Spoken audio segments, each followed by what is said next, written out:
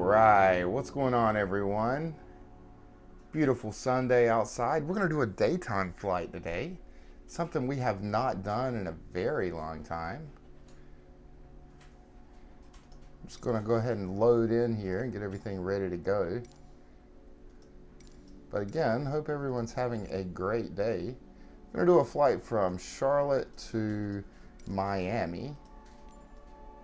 And just to let you guys know, everything is responding quite nicely. Got a little bit of weather in Charlotte, but nothing crazy. And again, trying to get everything loaded up here so that you don't have to. Haha. I'm trying to look out for everyone. So we're going to let this load up, and then I've already got everything set up. We're going to start up the FENIX secondary application and start up PACX. And we're going to start a new career, actually, because I feel like I got gypped on the last one. And then we're going to do our pre-flight, or I'm sorry, our flight plan with SimBrief and go ahead and get this rocking, guys. I did take a moment before the stream, and actually there is a setting within FENIX so that you can calibrate your flaps and your throttle, which I took a moment and did that.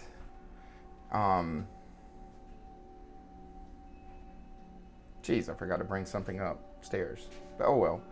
Did that, and flaps are responding much better. I was having some issues yesterday with the flaps, but apparently you have to calibrate those. So everything is running smoothly. We're going to check that when we log in, when we get in on the ground here.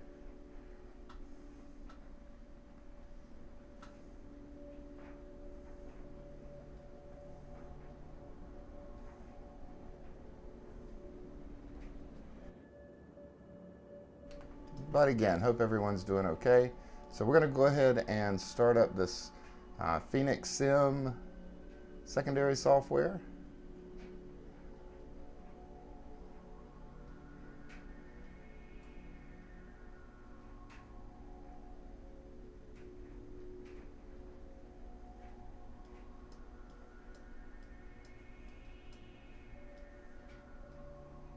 And we should be connected.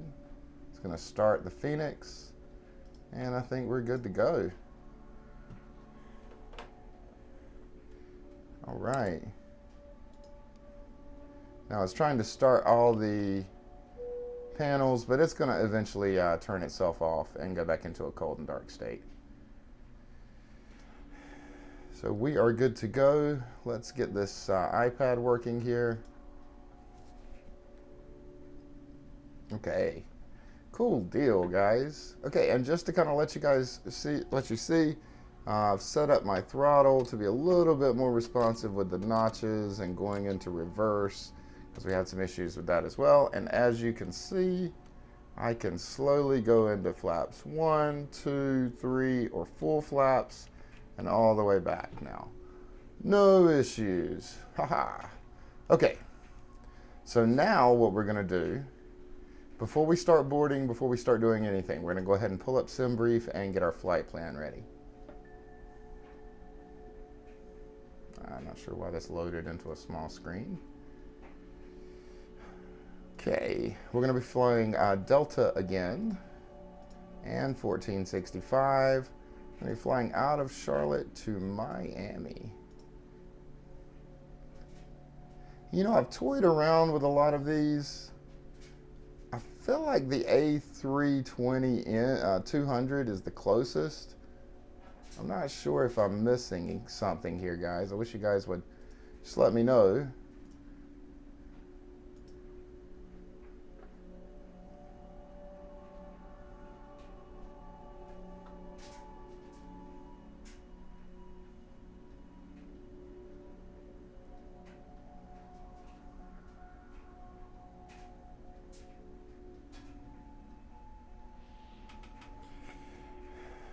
Okay, we've got our flight plan.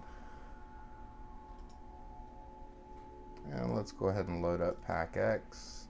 And while that's loading, guys, we're going to come over here and connect to our sim. And SimBrief.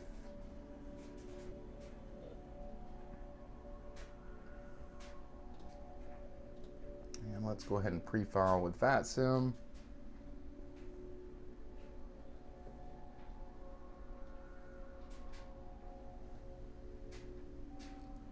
Okay, flight plan is filed.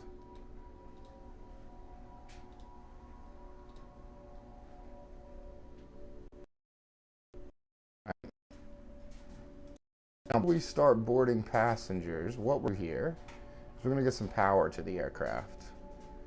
So we're going to turn on battery 1, turn on battery 2. I'm going to turn on the APU.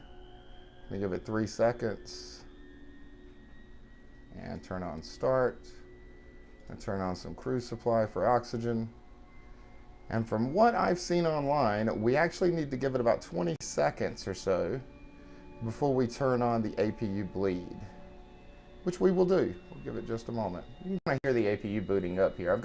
I've turned on the aircraft noise to be a little bit more eccentric, a little bit louder, so that way we'll be able to hear things better. This FENIX aircraft, I'm pretty happy with it, not gonna lie. Yeah, I like the way it, like everything about it. All right, it's been a few seconds, so at this point, we're gonna go ahead and hit our APU bleed. I'm gonna give it a moment for the APU to power everything on, and then we'll hit our displays. Now, typically, what happens in this scenario is you're gonna turn on external power. You're gonna grab the APU from the ground, power supply, and you know, then slowly turn your stuff on. But you know, we don't roll that way. I'm gonna go ahead and get everything going here.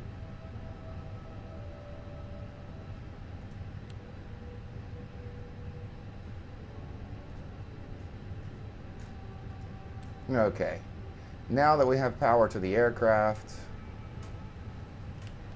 and we have our displays all turning on and powering on, we're gonna go into this FENIX app. Excuse me. I'm going to go ahead and import from SimBrief. Let's try that again.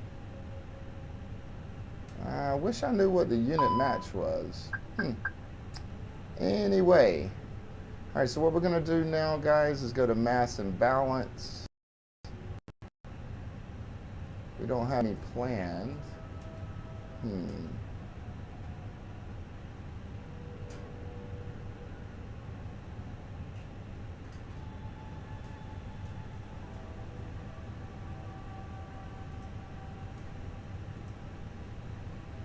Maybe we're doing this a little too soon.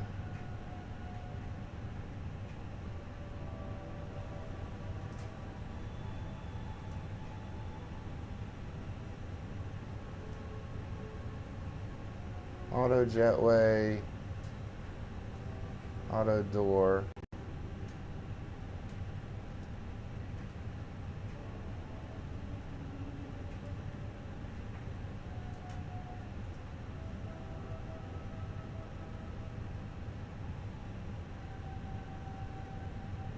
Reset all. Why is it not pulling in? Let's take a moment here and set up our information here.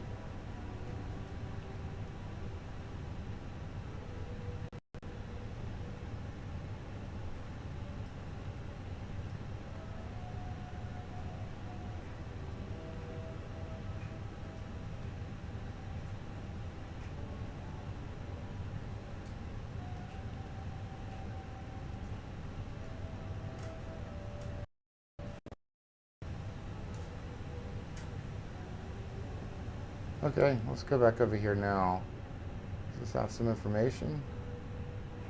No, it does not. Why does it not have information?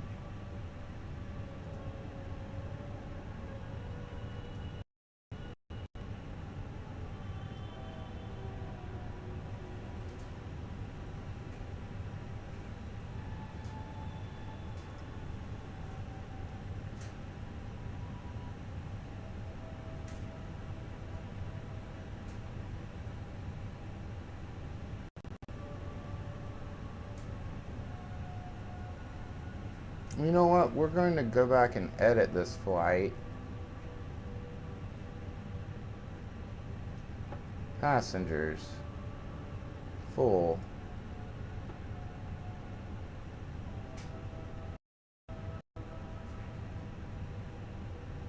Alright, let's try that. And actually, let's change this. What is a good one?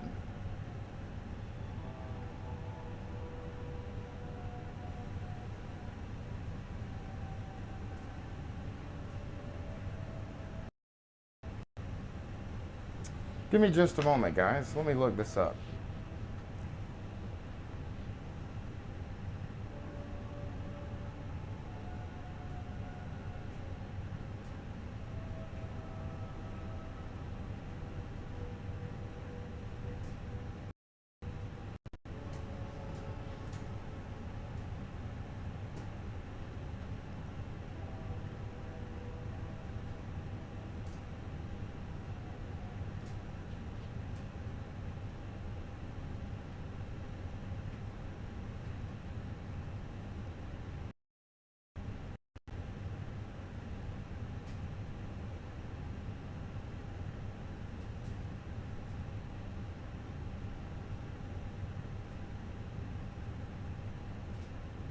Why is this so difficult to find?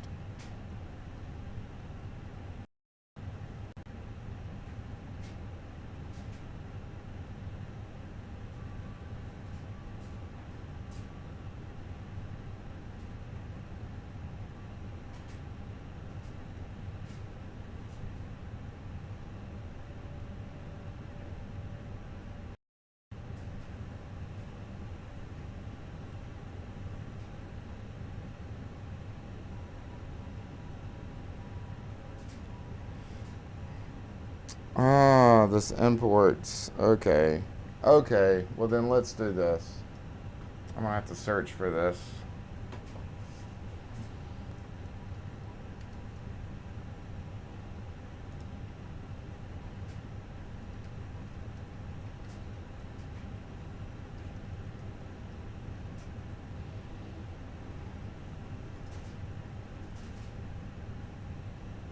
Bear with me, guys. I think we're gonna get this.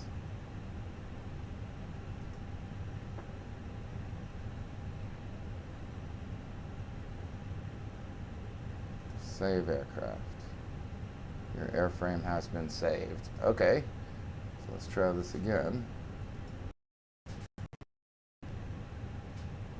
See it. Yeah, let's just do a new flight, guys. New flight. Hey, buddy, get out of my way. Hey, what do you mean, bro? Wow, it's been so long. I think the reason that it's been so long is because I've been streaming late at night.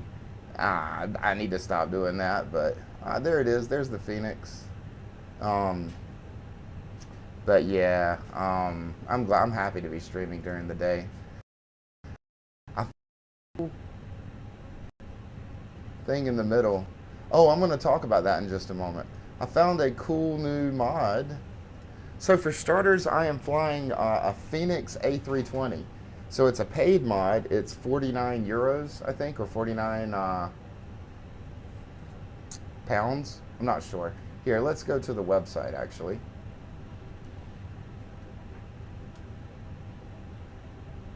Oh, that's my account. Let's not do that. Here it is, 49 pounds. I think that's pounds. But yeah, this is a great aircraft. I am very impressed with it so far. Having a great time with it. Boo pay mod. I know, right? So the fly-by-wire is wonderful, not gonna lie, but I'm having a lot of fun with this FENIX. See, it still says unit mismatch. Whatever. Does it show me with mass imbalance now with passengers? See, still does not show me. I don't know what I'm doing wrong.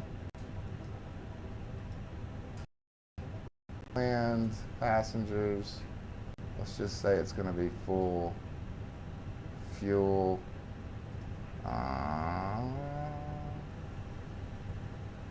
7230, so we'll go 7,200 pounds.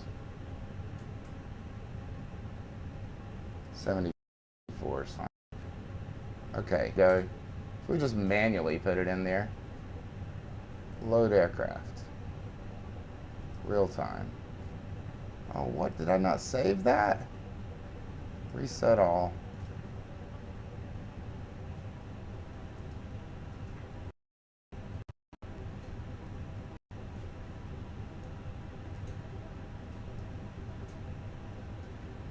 Come on, go all the way up.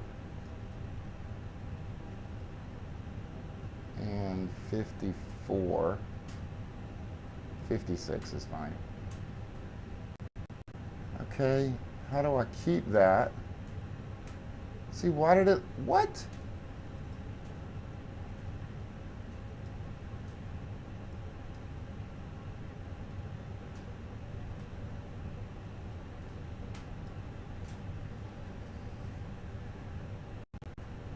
Okay, load.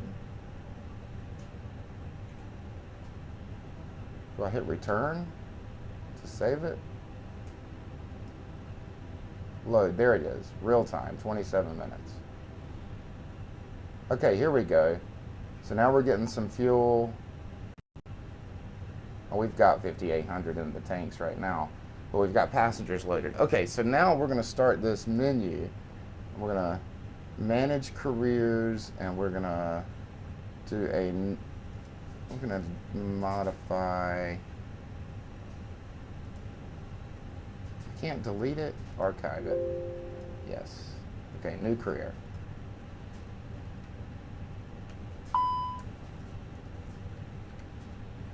Airline name, Delta, DAL, save. Okay. So start flight, fly with career mode.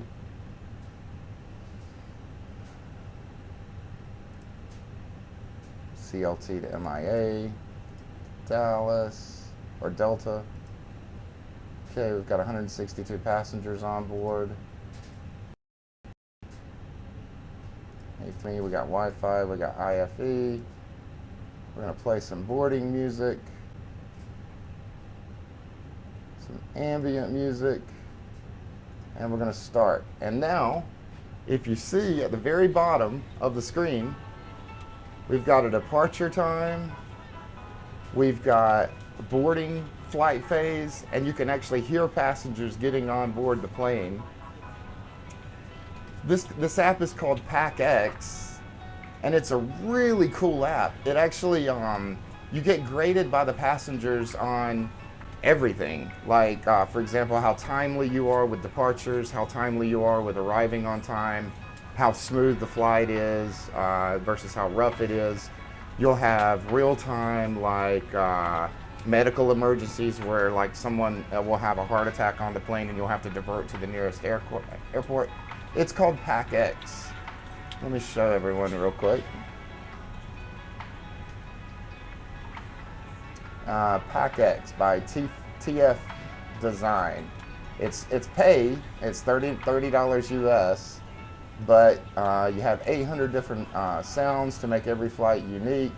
It actually pulls the flight number, talks about outside temperature. You have passenger simulations. Passengers will react to and judge events throughout your flight. A business traveler may be affected more by delays. You have direct interaction where you can vocally talk to your passengers, or you can use a HUD to talk to them. It keeps a record of all your incidents and your flying, like when you do a career mode. It's kind of cool. $30, and this is like one of my turning into one of my favorite apps, just for how much realism it adds onto the plane. But guys, let's go ahead and try. We need to try people happy, so let's see if we can go ahead and finish setting up our FMC.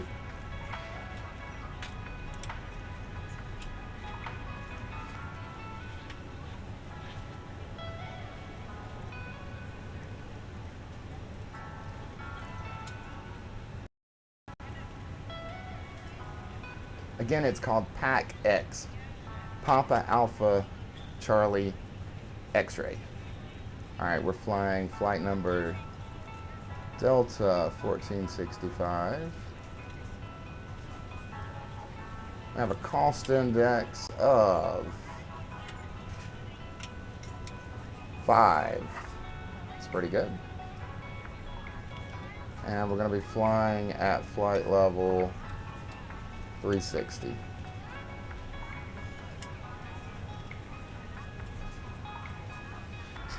Cool. Let's see if we can pull in our winds.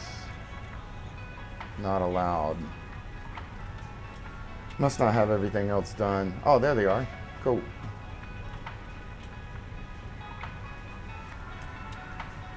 Okay, let's go ahead and put in our arrival, or our SID rather.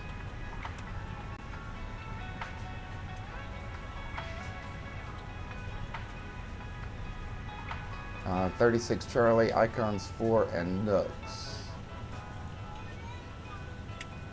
6 Charlie,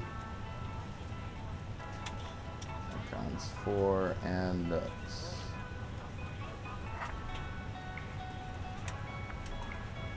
I'm going to get rid of this manual, and we're going to get rid of this flight discontinuity.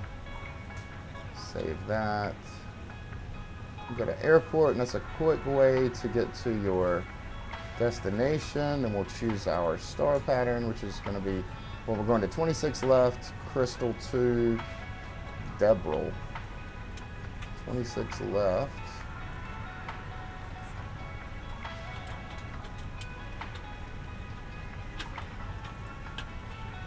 Debril. All right. Hello, ladies and gentlemen. I would love to welcome you aboard our flight. When you This is find that your seat, PACX. please be sure to It's kind of place your cool. larger carry-on items in the overhead bins and smaller items underneath the seat in front of you. Unless you're in the front row, please place all of your items in the overhead bins. If you have any trouble finding a location for your carry-on items, please let a flight attendant know and we would be happy to assist you. If the overhead bin is full after you put your carry-on inside of it, please close the bin as a courtesy to other passengers. Once all your items are put away, please clear the aisle and sit down in your seat to allow other passengers to find their seats as well. If you are seated in an emergency exit row, please read the exit seating responsibilities in the safety card in the seat back in front of you. Please make sure you are willing and able to perform the actions required. If you are not able or prefer not to perform these actions, please let a flight attendant know so you can be reseated. You are free to use your portable electronic devices during the boarding process. We ask that larger electronic devices are stowed once we depart from the gate. Thank you and welcome aboard.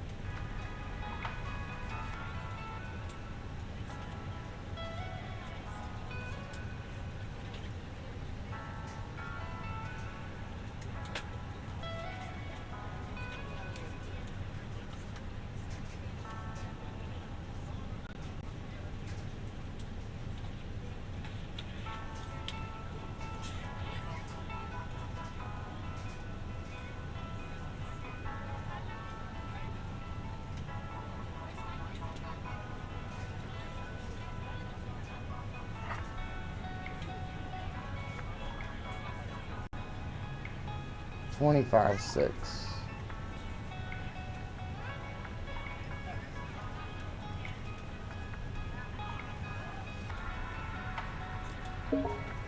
And block fuel, we are 72. So 7.2. And it should put all of this in for us. Oh, hard drive corrupted. Jeez. That's horrible.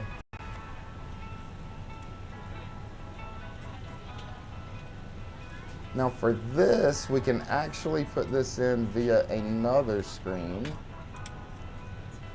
I believe it's this. So it's going to be dry.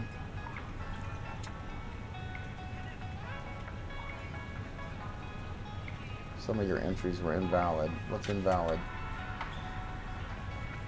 What runway?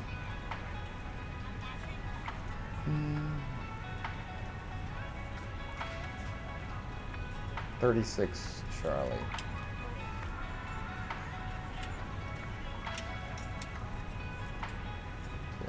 Now calculate. What? Tow pounds. Yeah, you should have pulled this in from, say 104.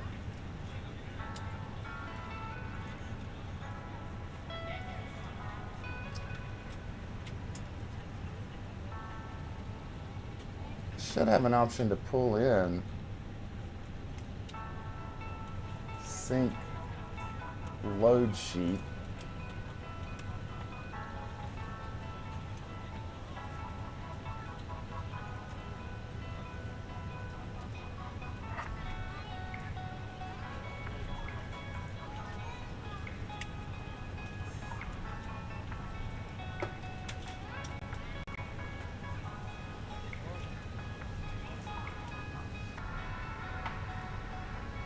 We are ready to go when you are.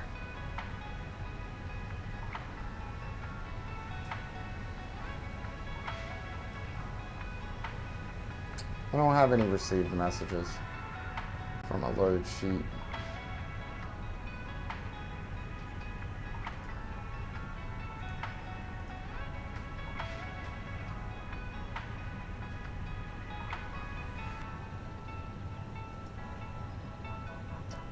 Oh, I think this is asking total weight on board. Total weight and fuel. Let's say 7.2 or 7,200.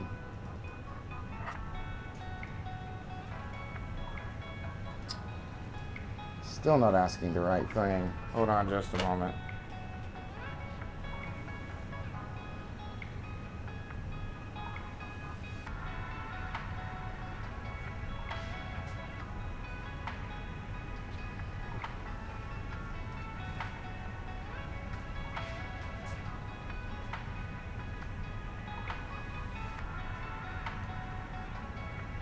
$66.2, let's say that.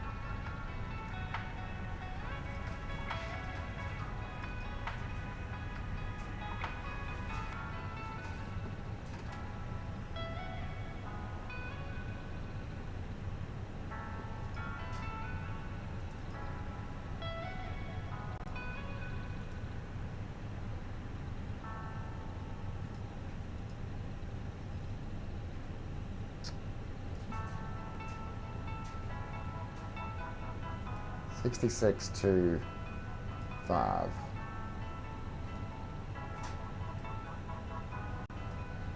Oh my goodness.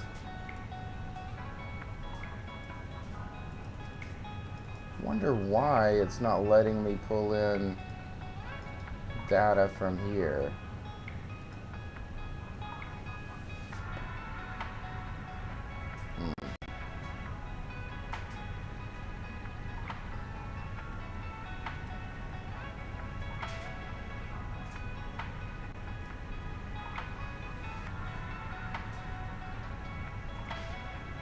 Now I wonder if it pulls in the information. Reset. No, it does not look like it does.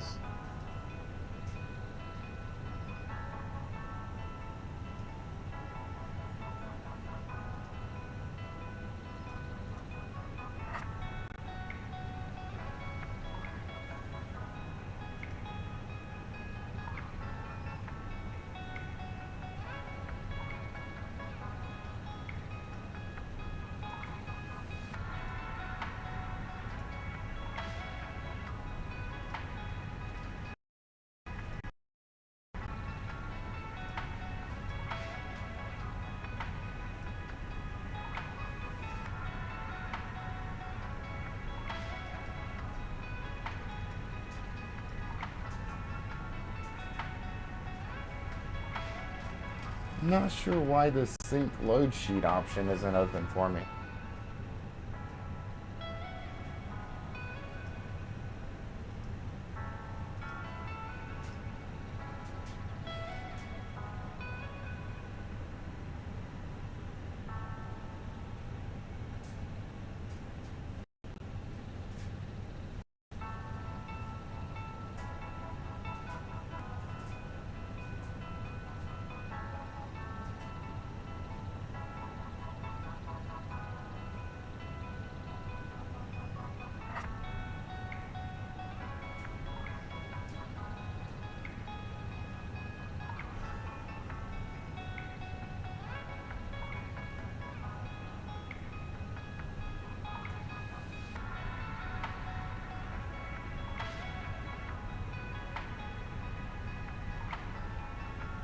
I wonder if you just can't see those until the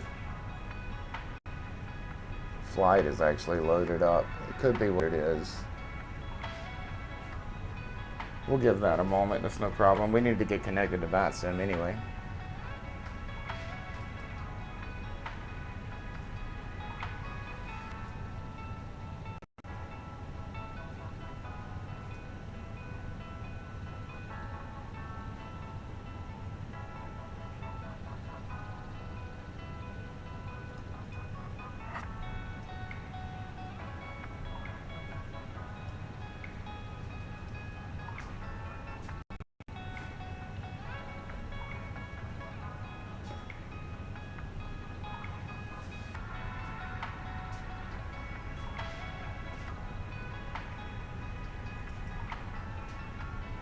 Alright, 3009er.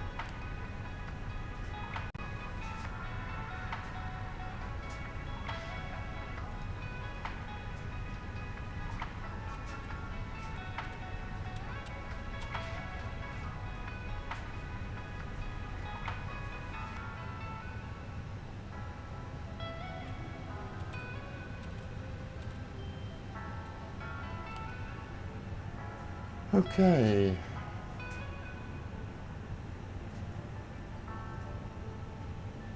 One two 7.15.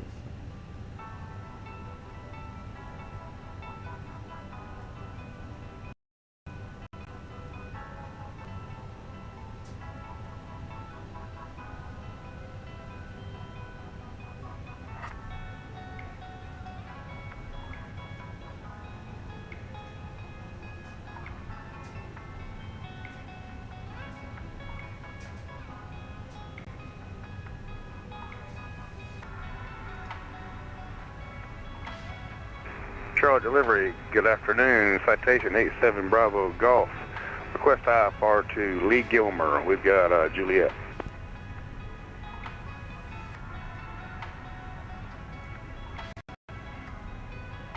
Expect PDC. Hey, PDC, 87 Bravo Golf.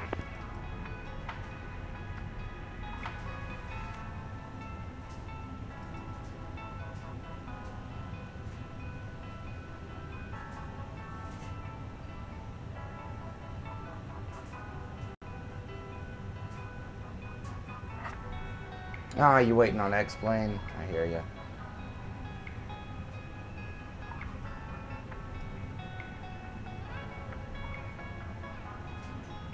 Passengers still haven't loaded yet.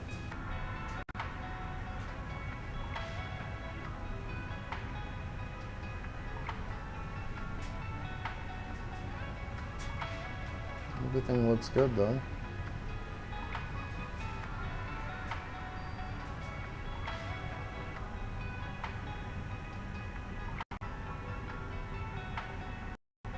But yeah, I think we have to wait until this is done before it will actually update.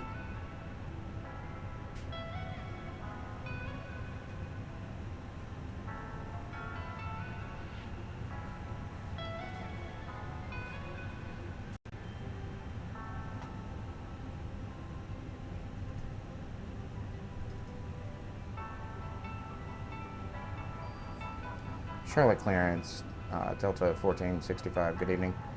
Information, whiskey on board, request IFR to Miami.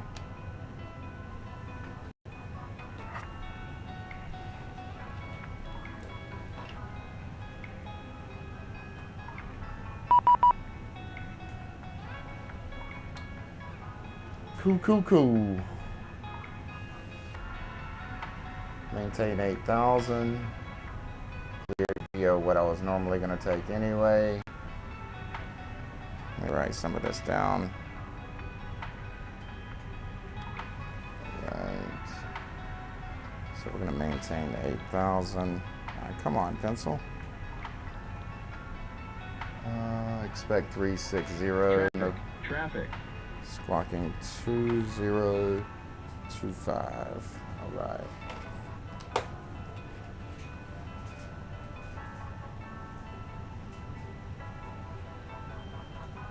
Cool.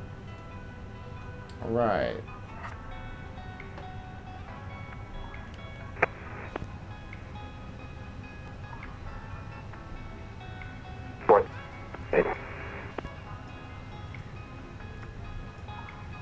2025. Cleared up to 8,000.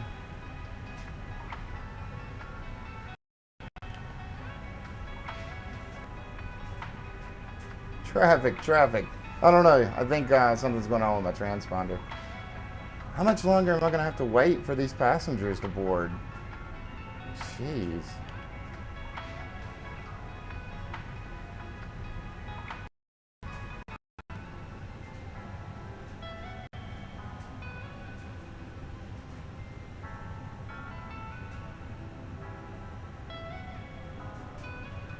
$30 more passengers. Slow passengers.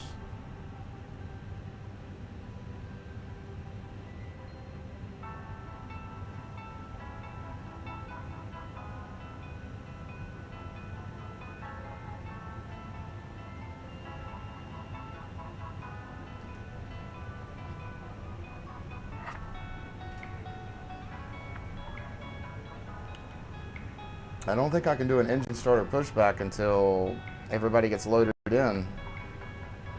I think I should have chose real time. These people are slow. Hey, you wanted it to be realistic. That's right. It's just pushing me for time because this mod down here at the bottom is like, it's saying everybody's loaded and ready. And I've got to be in the air in 10 minutes.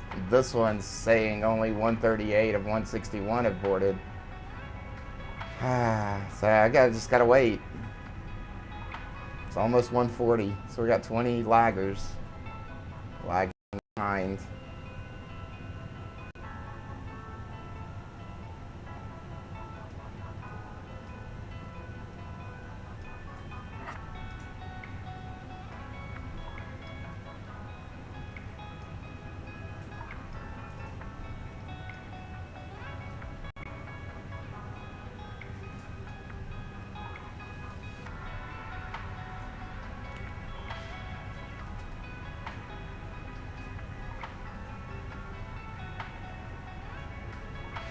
I'm gonna end up with some unhappy customers here.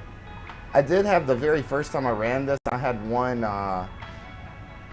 passenger that didn't want to put their seatbelt on. That was pretty funny. I had to deal with that.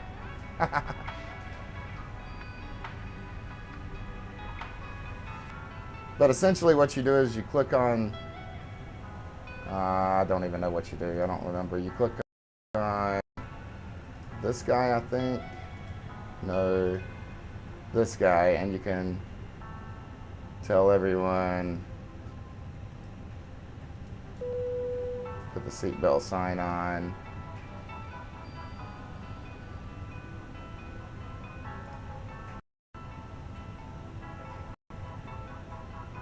You can request a flight attendant bring you a drink.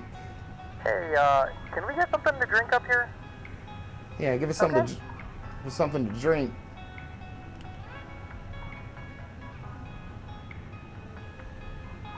Is this my first flight? On this? No, it's not. It's my first time trying out some of this extra stuff though, like the passengers and my second flight with this mod, this passenger mod here.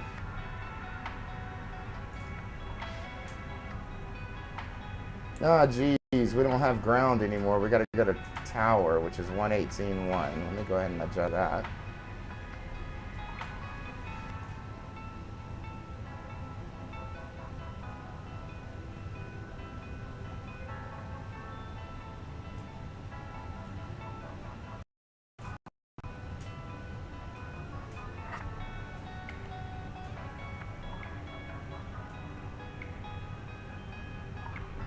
Almost fully loaded.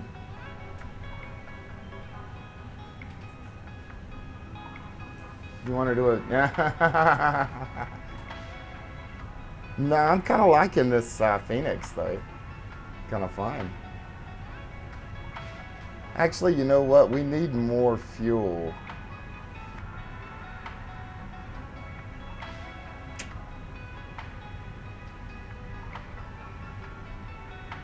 For a pushback, yeah.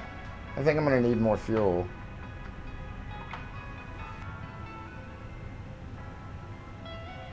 Boarding complete. Can I adjust my fuel? Good All right. afternoon, ladies and gentlemen, and welcome aboard Flight 1465 with service to Miami. Our flight time will be roughly 1 hour and 29 minutes. Please note the cabin door is now closed. We ask that you make sure that all devices are in airplane mode and your larger devices are now shut down and stowed. If you have not already, please fasten your seatbelt and verify it is low and tight across your lap. Your tray tables and seatbacks must be in the full upright and locked position for departure. Cabin crew, secure doors for departure. See, that mod ain't too bad. Ah, see, now we can load our load sheet. Jeez. We can load our live data, and now we can actually calculate some numbers. All right. Got FT, flaps at 1, flex temperature 67. So FT, flaps at 1. Charlotte delivery, American 1160. 67 for Same flex. one. Okay. And then we've got V1, 127, 135, 135, 127, 135, 135.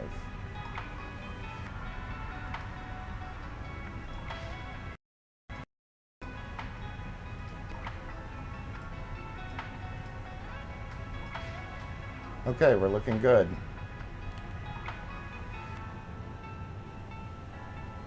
Okay, now let's go back to ground services. Attach a tug.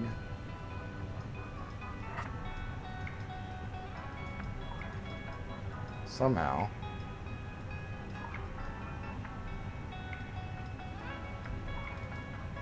Jeez, how do you do this? Yeah, I'm not sure. We're moving anyway. Let's take a look behind us and see where we need to go. Need to go to the left.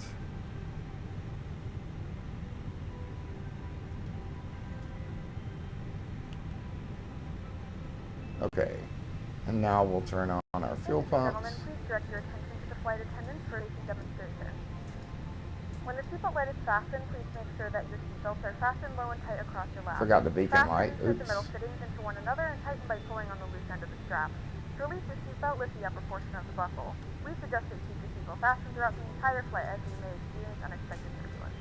Please take a few moments to now locate one of the several emergency exits on this aircraft. In some cases, your nearest exit may be behind you. In case of an emergency and we need to evacuate the aircraft, there is lighting on the floor that will guide you towards the exit. In the event of a decompression, an oxygen mask will drop in front of you. Let the flow of oxygen, pull the mask towards you. Place it firmly over your nose and mouth, secure the elastic band behind your head, tighten the straps if necessary, and breathe normally. Although the bag does not inflate, oxygen is flowing to the mask. If you're traveling with a child or someone who requires assistance, secure your mask on first and then assist others. Keep your mask on. A member of the crew advises you it is safe to remove. No, yeah, In the event I did a that the pilot pushback. decides to take us for a swim, a fashionable life vest is located in a pouch under your seat or between the armrests. When instructed to do so, open the plastic pouch and remove the vest. Slip it over your head. Wrap the straps around your waist and buckle at the front. Pull the strap to tighten. To ensure the pull on the red cord only when exiting the aircraft.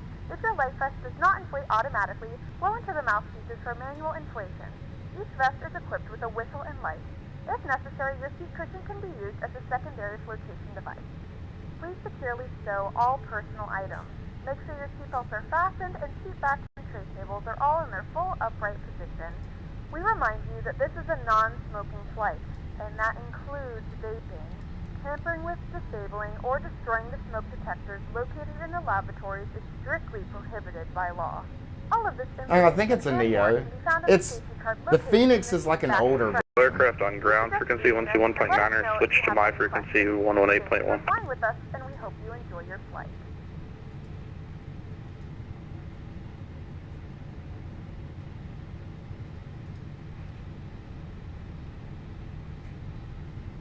Okay, guys, we are good to go.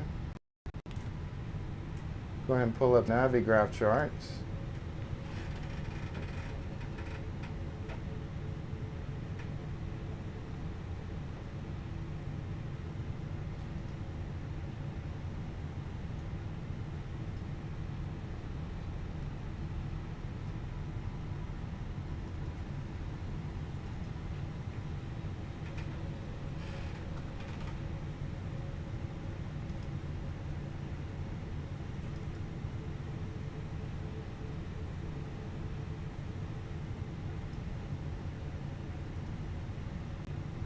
Delta 227, turn left heading 330, runway 36 center, clear for takeoff.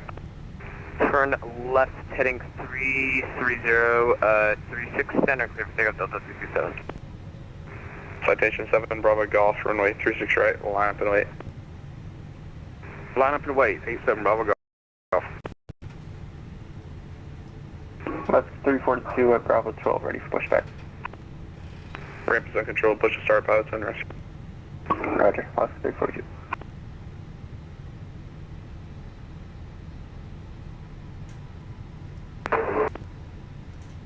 Traffic at Bravo 12, Sun Country 8701 behind you. Request you halt your pushback for approximately 10 seconds. We're ready for departure.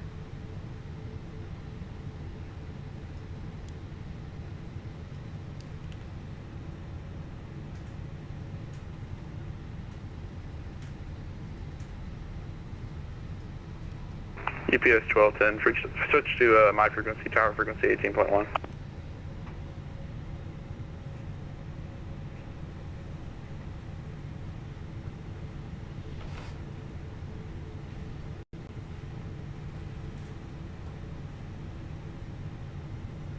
Charlotte Tower, Delta 1465, ready for taxi.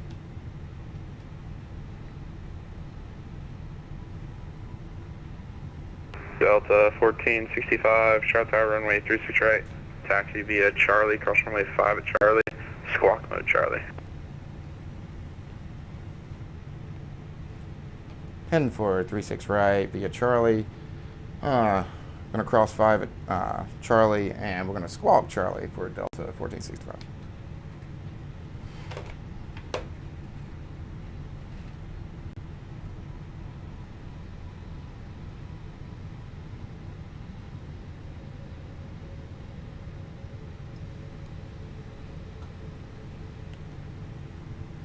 All right, so we're going for 36 right via Charlie.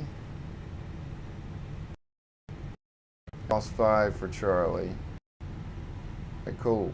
Let's go. And the Delta that just took off at 36 center, confirm you're not squawking VFR? No, we got told on the PDC to squawk 1200. Interesting, and by, you're just showing as a primary target, gotta get you to squawk. Right, we'll wait for, I guess we'll wait for a new squawk for Delta 227. American 1411, I've got squawk 1234, I believe. That's, November 87 November, switch to tower frequency 18.1.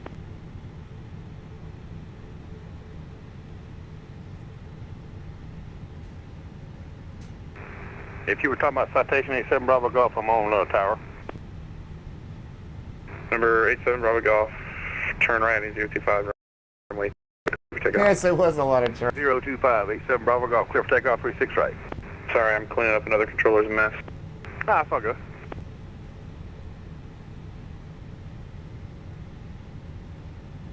First daytime takeoff in a while, guys.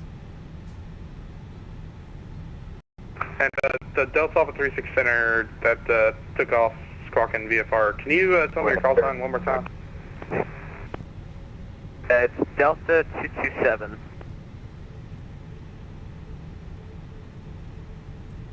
November 807 November, radio check. Number 807 November, standby.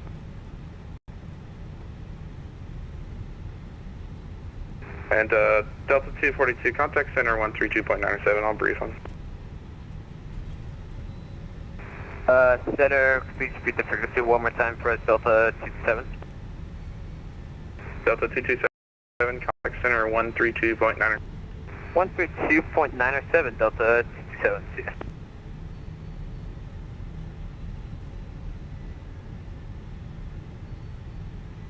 Fan Tower, American 2150, IFR to Atlanta.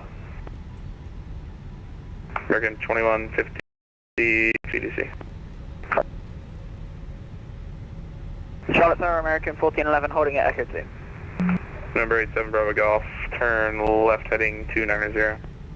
Left 290, 87 Bravo Golf. 87 Bravo Golf, contact center 132.97. Over to center, 87 Bravo Golf. 1411, got a new squawk for you, 122. Squawk 5122 for American 1411. Actually, sorry, can you repeat that? It's 5122.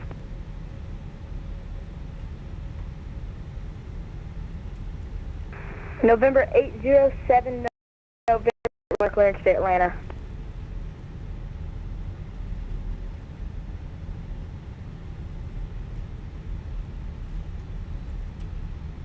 Charlotte Tower, American 1411, miscocking 5122. Also holding Echo 2, ready for takeoff. American 1411, thanks. Runway 36 center, line up in the lane. 36 center, line up right, American 1411. Yeah, that citation that took off 36 right, turning across your runway, so I gotta give him about 30 seconds here.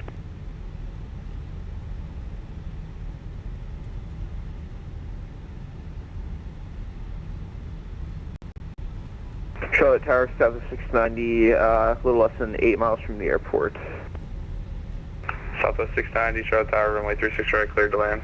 Cleared to land 36 right, South 690.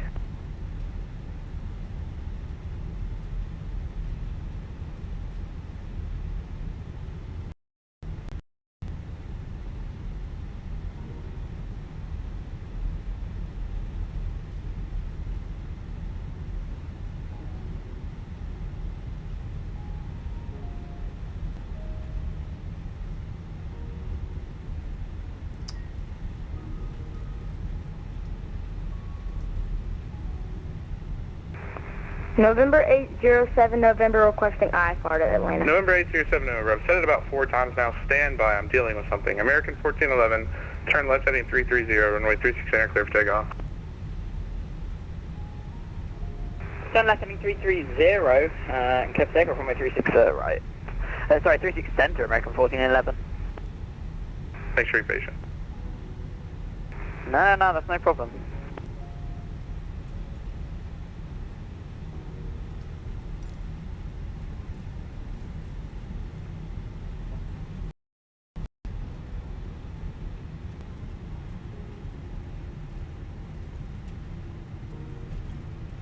Charlotte Tower, good afternoon, American 227 with you at gate Alpha 8, requesting IFR clearance to Atlanta.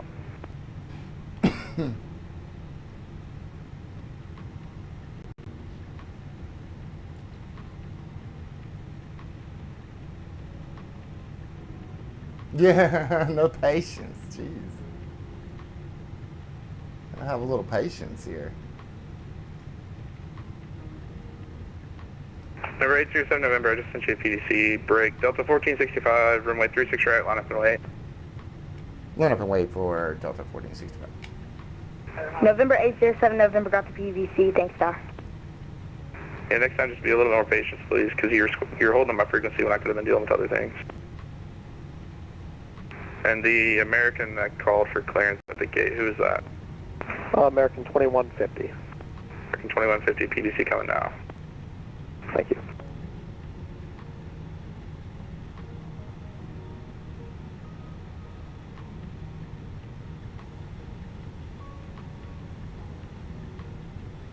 I believe there's one more aircraft that called for clearance. Who is that? American 227. American 227, PDC coming now. Thank you. Charlotte Tower, Blue Street 5530, clearance to Nashville.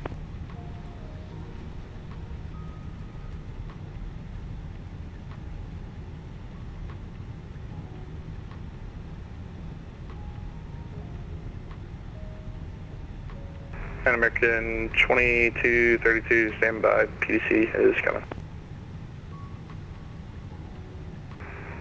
American 2232. American 1411, contact departure 126.15. Sorry, was that for American 1411? Affirmative, departure 126.15. Departure 126.15, did everyone enjoy with all that travel, bye-bye. See ya, Delta 1465, turn right heading 025, runway 36 right, clear for takeoff. Right for 025, clear for takeoffs, Delta 1465.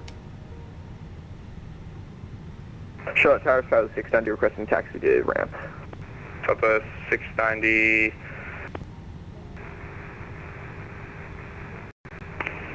Are you clear of 36 Center? I show you clear on the ASD, but... Yeah, I'm just about to clear it. And we are now clear. Southwest 690, thanks. Just taxi straight in the ramp. Alright, roger, thanks for the TC. Have a good rest of your day, Southwest 690.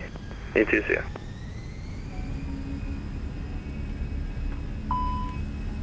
Alaska 342, just push back from Bravo 12, ready for a taxi.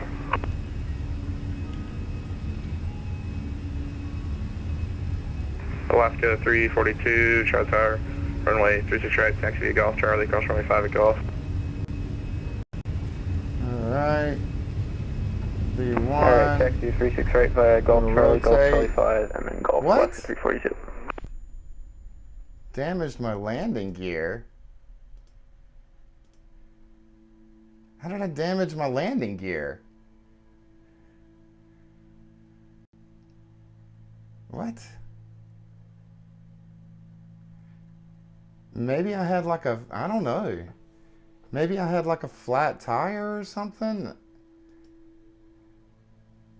Oh, well, yeah, I know. That's why I was even questioning when I said I had a flat tire, because I was positive rate. I didn't have any tires on the ground, not even my rear tires. And there's not anything the landing gear could have come into contact with. That was really strange, guys.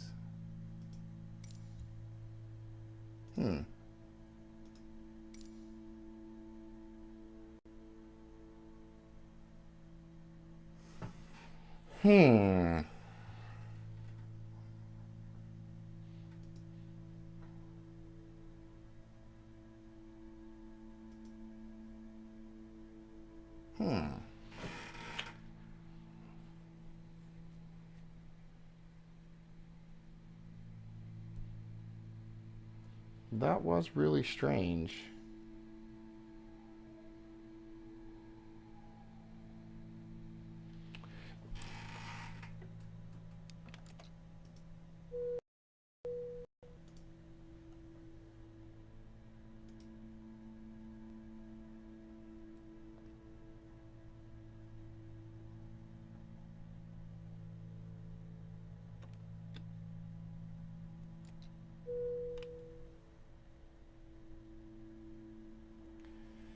Okay, instead of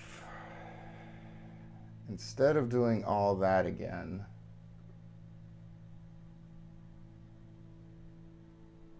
yeah, I should restart at a different airport. That's a good idea. And we'll just do a new flight plan and everything.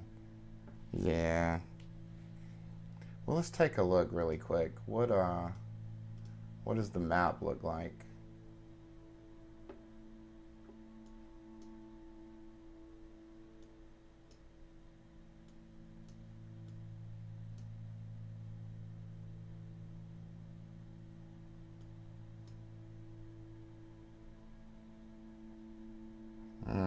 Not that many people online.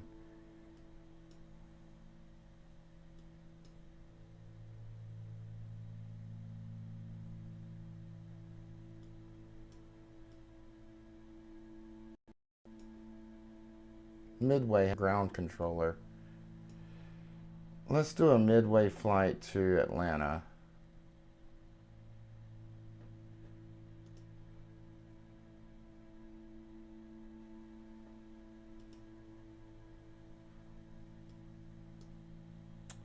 Is the FENIX in your controls? Yeah, it really does. That's a great way to say that. It sure does take the PPs.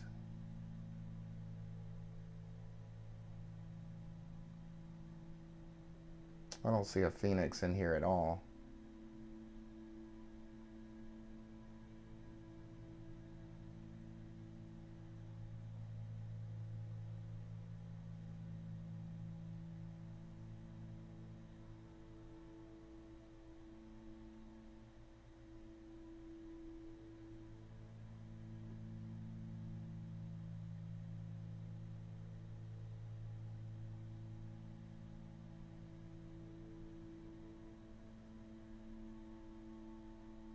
Yeah, I don't think there's a FENIX.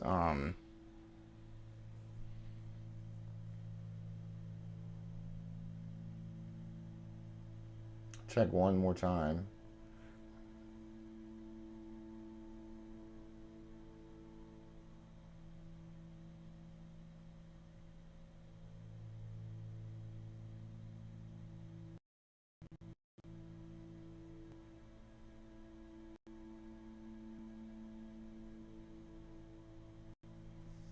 Yeah, no, there's no FENIX. So there's no your controls for this.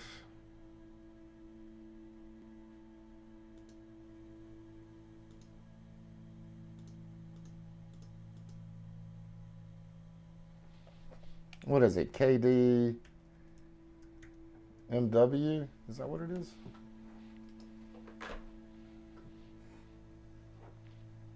KMDW. I always get that wrong. And we'll go to Atlanta.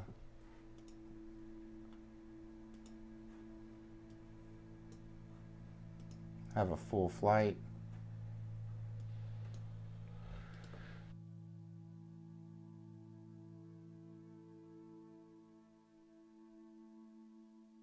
That was garbage. That was literal trash. There had to be something going on with my landing gear. Like there must have been a failure or something. It was fine though. It taxied out okay, which doesn't make any sense.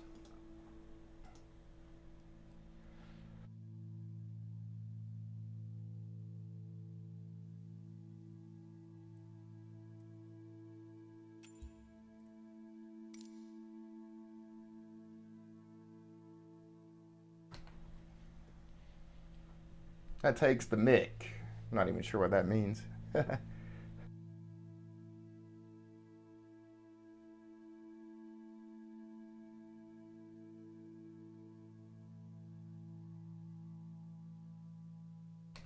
I am not happy, guys, but at least we're still going to fly during the day. I think we still got enough daylight to finish the flight. I'm going to take a small break. I'll be right back, guys.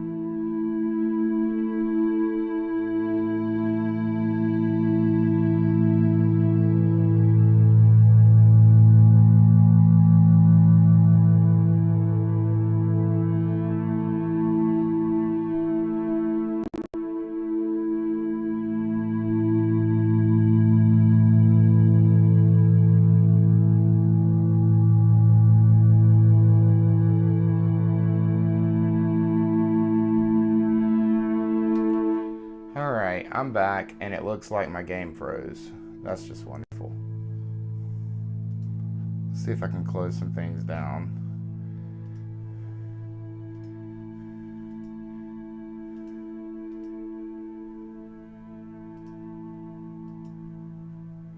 But nope, I think it has frozen.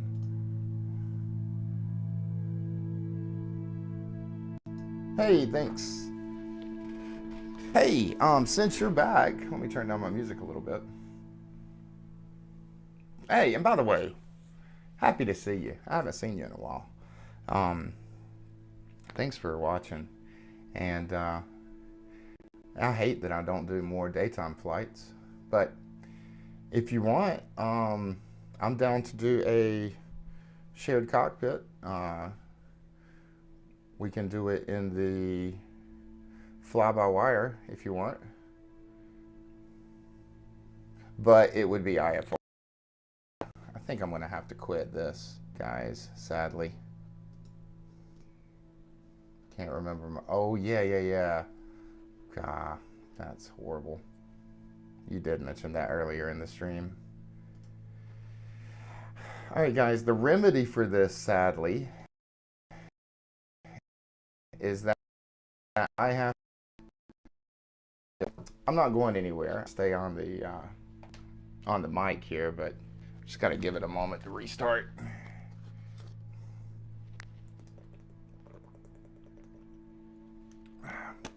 You know, PACX is great, and I definitely am interested in doing a career and everything, and seeing how happy I can make my passengers, because I think that's awesome. It adds a whole new level of realism, having to deal with like passenger issues, people issues, you know, because everything could come up. You know, it's going to be rare you're going to have someone have a heart attack or a medical emergency, and you can kind of change how often it happens. I have it set to realism, so probably not going to occur that often, but when it does happen, it's awesome to prepare for something like that. Not only medical emergencies, but you know, disagreements with passengers. Like, not every passenger is going to be happy, and we're going to complain to the flight attendants. You're going to have to resolve those issues. It's kind of cool. Sometimes you're going to have to do a deviation for what's the word? Not a threatening passenger, but like an unruly passenger, one that's getting out of hand. Maybe the flight attendants will come up to you and say, hey, we've got a passenger that's being unruly, and you can try to have a talk with that passenger, or tell them to, you know, give them a warning or something, and then if it escalates, then we could detour or divert, you know, all that kind of stuff, all those real life things that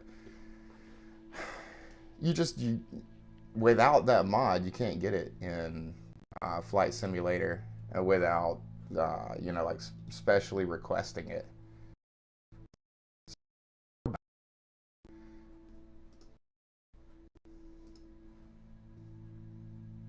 Go ahead and restart Flight Sim. And you get what I'm saying, though. So, for example, you can't simulate that kind of behavior unless you ask VATSIM and say, hey, I want to simulate an engine failure, or I want to simulate a passenger needing to divert for a passenger emergency. And then at that point, you're pre-planning for it, and you're expecting it to happen. With this app, it's going to happen randomly, and you're probably not going to be expecting it to happen. So I like that.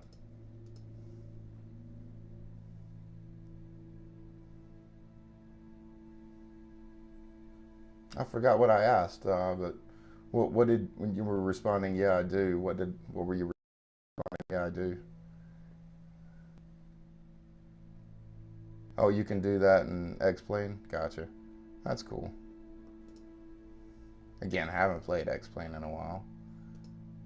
So you had Microsoft Flight Sim on a completely separate computer than the one you have X-Plane on? Oh, and I thought about it, guys. Not to say this is what happened, but technically maybe I went over V2 speed. Maybe I went way over, and I blew out a tire or something on takeoff. I'm really, you know, was crashing my brain during this break to figure out why I had a tire failure when I was off the ground. I've never seen one off the ground. I've seen one when you land too hard and you blow out a tire, but That was a Microsoft Flight Sim, guys. That was not a mod failure. One of my mods, that was nothing like that. That was strictly Microsoft Flight Sim saying you blew a tire.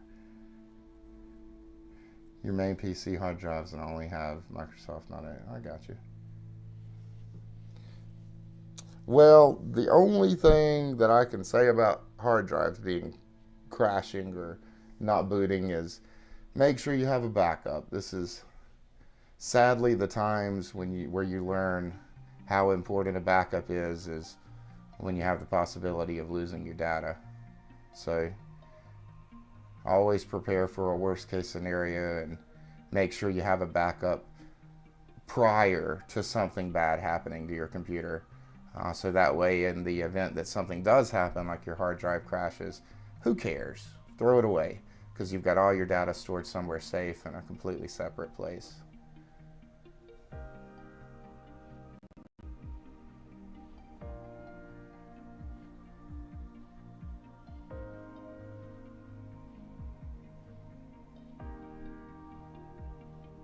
And hey, maybe you didn't have anything on that drive. Maybe it was a completely empty copy of Windows with just Microsoft Flight Simulator on it. And in that case, who cares, right? You don't need a backup for that, but more often than not, people neglect doing backups, and only does it become a problem when they have to face the consequences of their inactions. 20 games, gotcha.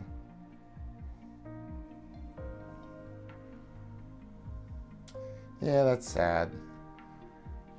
I don't know what kind of games they were. The one thing I will give kudos to is a lot of online platforms have some sort of online game syncing so that you don't lose your progress or anything like that, which is honestly a godsend compared to back when I was a kid. Honestly, when I was a kid in my first consoles, we didn't even have memory cards, so it was saved. There was an option, like for example, the original Nintendo was saved directly on the game, I guess. I don't even know how it saved it, but it did save your progress. But in the event something happened, you would have to start all over again if your data got corrupted. There was no way to back it up or anything. And then when memory cards became more of a commonplace, like let's say with PS1, I think they introduced like a 128 kilobyte, 128,000 bytes of data, which is unheard of. But I think that was one of their first memory cards. But if you lost that thing, you know, you're kind of screwed. And guys, if we have any old heads in here, I'm gonna call you, and you can correct me where I'm wrong, but yeah, I think PlayStation was the first one to kind of bring that component in. I'm trying to remember, I think in N64, I can't remember, I think maybe they did have a memory stick. I think they did. And honestly, memory is so bad, I don't remember if N64 came out before PlayStation or after. I know there was a period there where it was Nintendo, Super Nintendo, and Genesis came out roughly around the same time. And then there was a brief period there where it was kind of introducing the discs. Like I think there was a Sega Saturn, Sega Dreamcast, and they were all like disc based, but the first mainstream disc gaming console that came out was PlayStation 1. And I swear they were the first ones that introduced memory cards or saving to a separate location other than the game.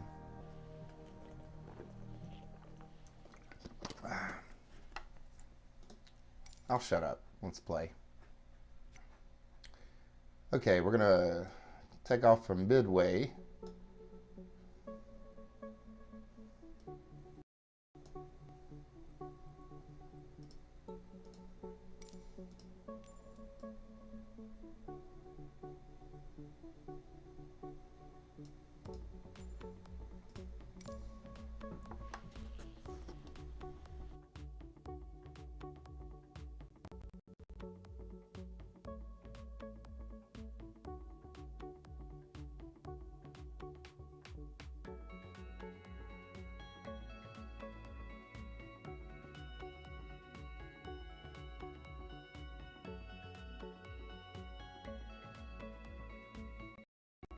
Funny enough, growing up, I was pretty spoiled. I had the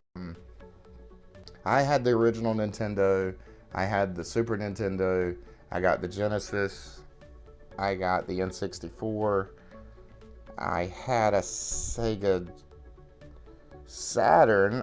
It was either a Saturn or a Dreamcast.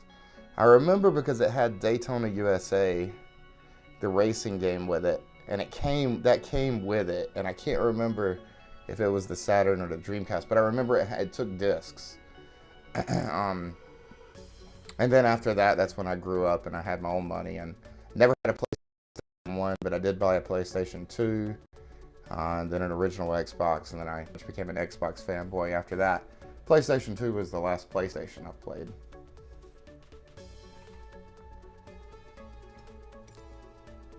All right, we are in here. Let's go ahead and load up the FENIX mod. See, that's another thing here. With this FENIX aircraft, you actually have to add a totally separate application. You have to have it running in the background for this aircraft to really even work correctly. It's kind of crazy. But it will sign you in, and then it will connect with the aircraft and tell you that it's starting it. And then that's it, and then you're good. Things may flash around in the aircraft as the panels reset, but that's pretty much it. It'll reset to a cold and dark, go off, and reset it back to normal. Okay, so now let's go and do a flight plan. I can't remember if we did one last before we took a break.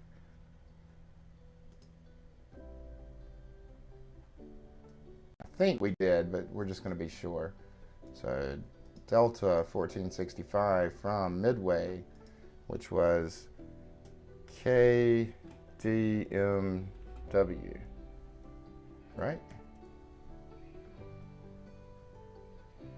Oh, guys, how many times am I going to check this? I always forget Midway.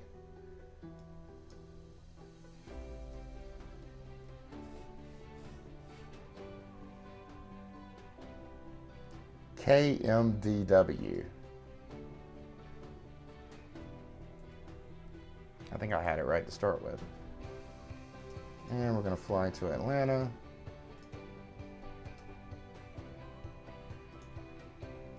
And we're going to do a full flight.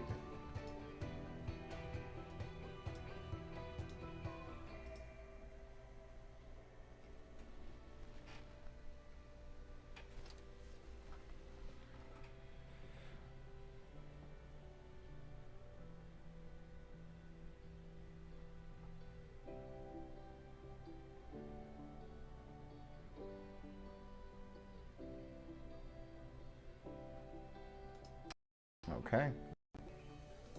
Now we're going to jump over and put flight plan in and do a pre-file really quickly. Give me just a second, guys.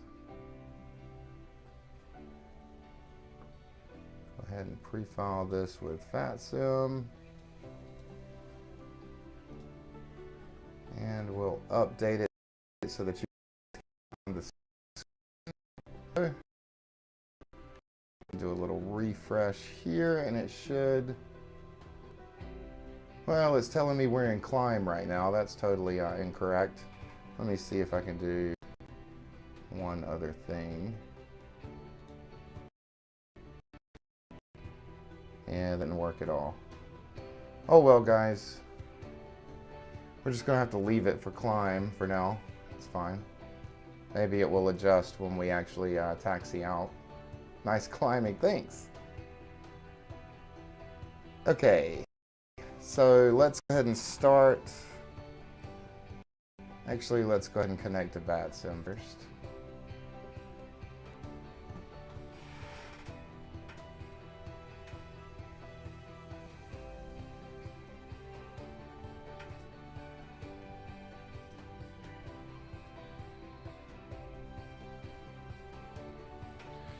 Okay, now let's get some power to the aircraft and then we'll start boarding passengers. And battery 1, battery 2, APU on. Give it 3 seconds. And we'll go APU start. This is crew oxygen. You want them to have some oxygen. We're going to give it a moment for all the lights to come on.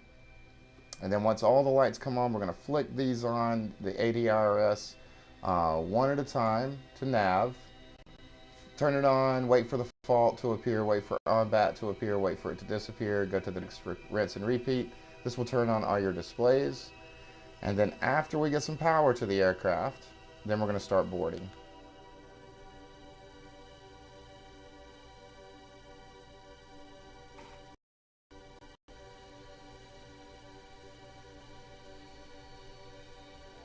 And just to kind of get an idea of the fuel we're going to need, you're going to be looking at about 7,400 pounds.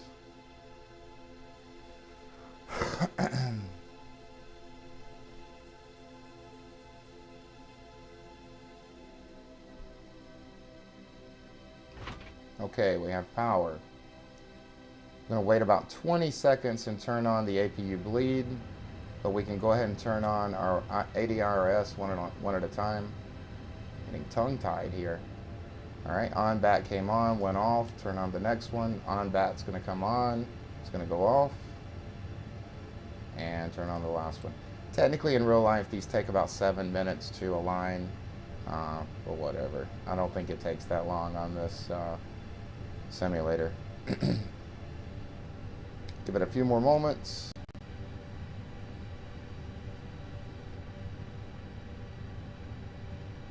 Alright, and we'll turn on the bleed. Okay. So for now, I'm going to go into our main program. We're going to tap to import. Okay, and then we're going to go to mass imbalance. And for some reason it did not import here. I don't know why this happens. But we're going to say 161, maybe?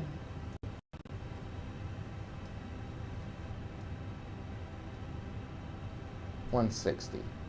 And fuel plan for 7,400 pounds.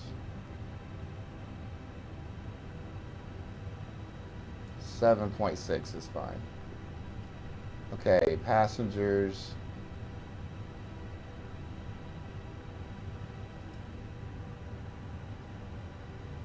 $160. So now load aircraft. Woo, 27 minutes real time. Let's go ahead and do a real time load. It's fine. All right.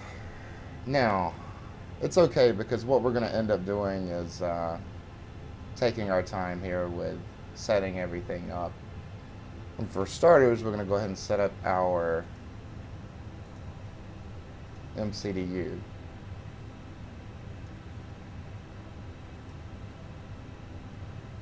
Going to request.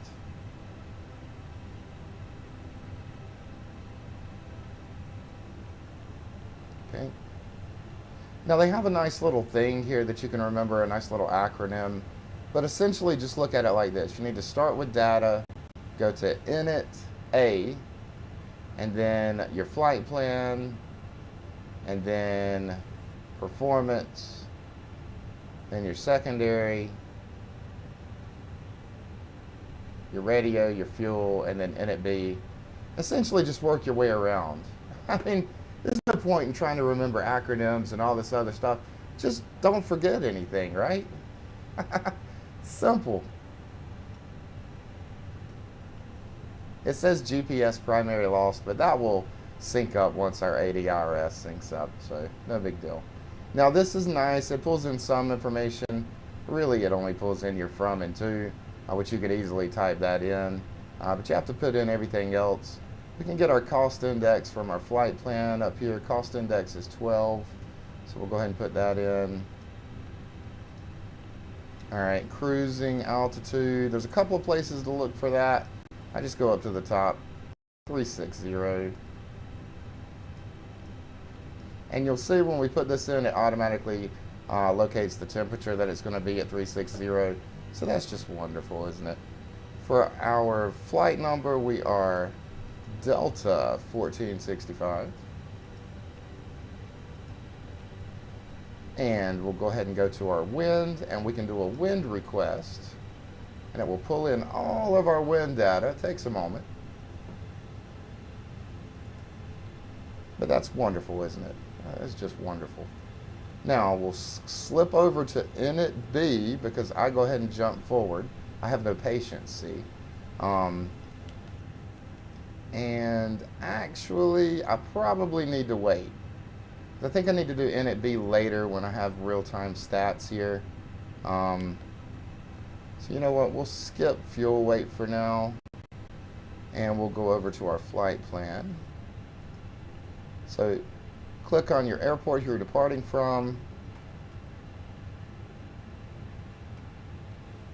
Click on departure, and this is where you can enter your runway and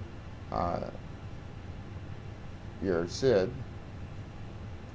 So if we can, actually, you know what? You don't even need to use this anymore. If you truly want to, you can use this pad for a couple of things, actually. You can hit this little home button and it'll take you to the home screen. But you can pull in pilot brief here. Another little cool FENIX feature.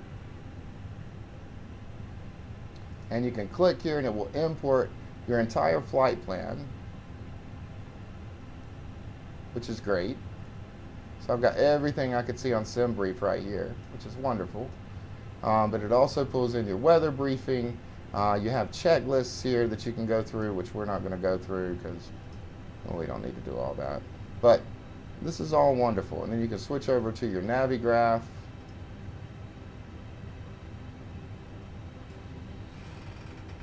Well, you can switch over manually to your Navigraph. And you can pull in your flight data. And now it's got my route, where I'm leaving from, and now you've got all your charts here. You know, like ground charts. Let's see. This is the one you're looking for. And you can even like highlight it or give a little favorite to it. So now when I get ready to, oh geez, you can't zoom in? Yes, you can. Let's see, it even gives you a little indicator to let you know where you're parked. So you can kind of work your way around here if you need to without pulling up this Navigraph. Again, kind of nice, right? Kind of a nice feature. But not only are we loading our passengers right now, but you'll also notice we are loading fuel as well.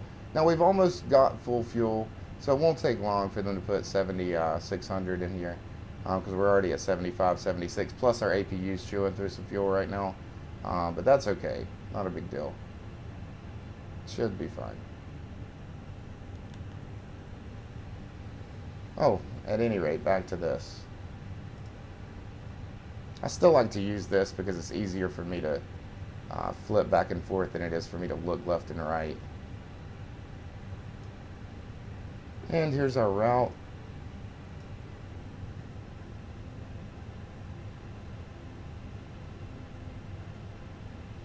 Let's go ahead and put some of this in. We're leaving from 13 Center, direct to Kimski, direct Karen.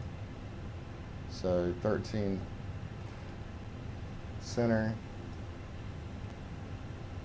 See, now here's where we don't have Kimski or Karen, so we're going to put no SID. And actually we would put no SID because we're direct to a waypoint. So no SID. We're going to insert that. All right, and then see, we're right here coming up to Kimski, which is correct. We should be Kimski Karen. So then we'll just take out this discontinuity. And another cool little trick is if you hit airport, it'll take you right down to the bottom of the flight plan and you can go ahead and set up your arrival. So we'll look for our star. We're coming in at 26 right, and we're coming in Chipper 1, Matthew. So we'll come back here, 26 right. And we're looking for Chipper 1 and Matthew. Chipper 1 and Matthew. So it puts it in all up here. We'll go ahead and insert it into our flight plan, and then quickly we'll take a quick rundown. You see GPS primary, our ILS is all aligning now, but if you keep going down, you'll see our entire flight plan, and you may have to do some corrections here, like take out this manual, take out this flight plan discontinuity. Other than that, though, it's got everything in here. Even if we have a missed approach, it's got everything in here for us. You don't really have to worry about the radio nav setting here, because Airbus is really nice and it pulls all that in for you. So this is really what we're looking for. We are going to be flaps 1, but we need some of this information from our calculator, and we can't get that until we finish boarding. So right now we're just got to wait on everything else. But we can go ahead and tune to our ATIS and take a listen. We'll actually tune to ATIS this time. 132.75.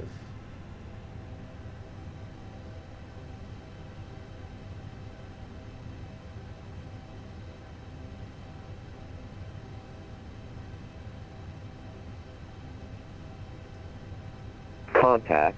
You have information, Charlie. Charlie. Midway Airport 8 is information, Charlie 2053 Zulu. Wind 170 at 11 gusts 27. Visibility 10. 22,000 scattered. Ceiling 25,000 broken. Temperature 6. Dew point -4. Altimeter 29er. Area navigation Y runway 22 left approach and use. Landing and departing runways 22. Aircraft should operate mode C on all taxiways and runways. Midway AC on frequency 120.35. Advise on init contact. Advise on initial contact. You have information, Charlie. Midway Airport 8 is information, Charlie 2053 Zulu. Wind 170 at 11 gusts 27. Visibility 10. 22,000 scattered. Ceiling 25,000 broken. Temperature 6. Dew point -.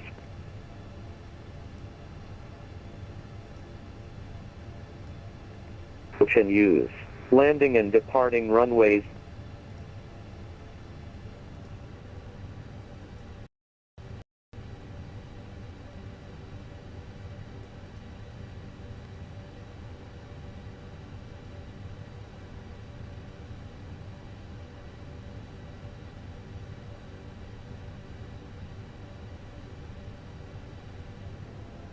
And we'll go ahead and start up PACX at this point.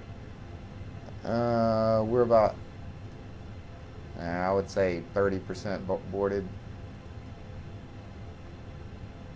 Sub 629, I have a clearance advised, ready copy. We're ready to copy, 629. Sub 629, clear to the Charlotte International Airport, Valley Midway 6 departure, radar vectors earned, then as filed. Maintain 3000, 37010 minutes after departure. Departure, 7.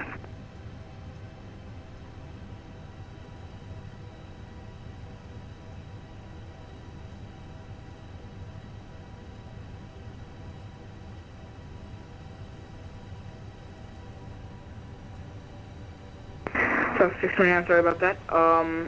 Clear to the Charlotte International Airport, Valley Midway 6 departure, radar vectors earned, then as filed. Maintain 3000, expect flight 37.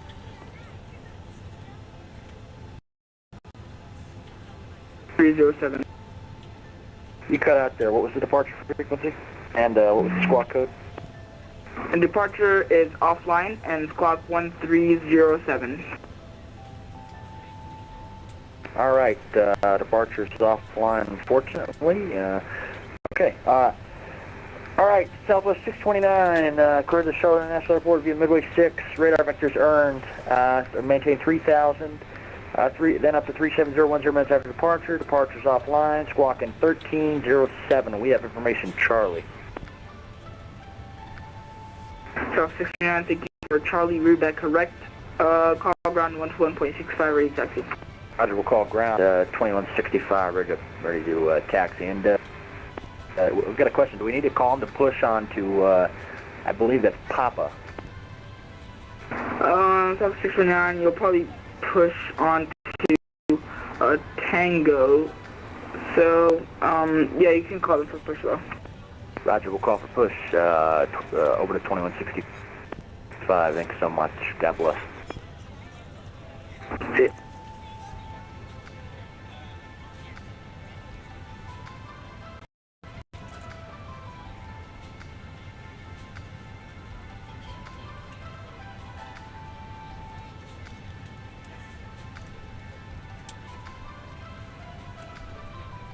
Midway clearance.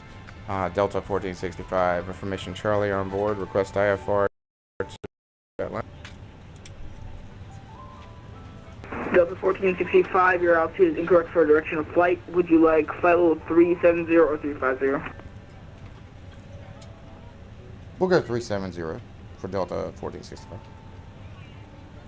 Delta 1465, sorry about that, say again. We'll go with 370, 37,000 for Delta 1465. Roger, Delta 1465, clear to the Atlanta International Airport via the Midway 6 departure radar vectors Comiskey, then is filed. Maintain 3000, expect flight 370 minutes after departure. Departure is offline, squawk 1311.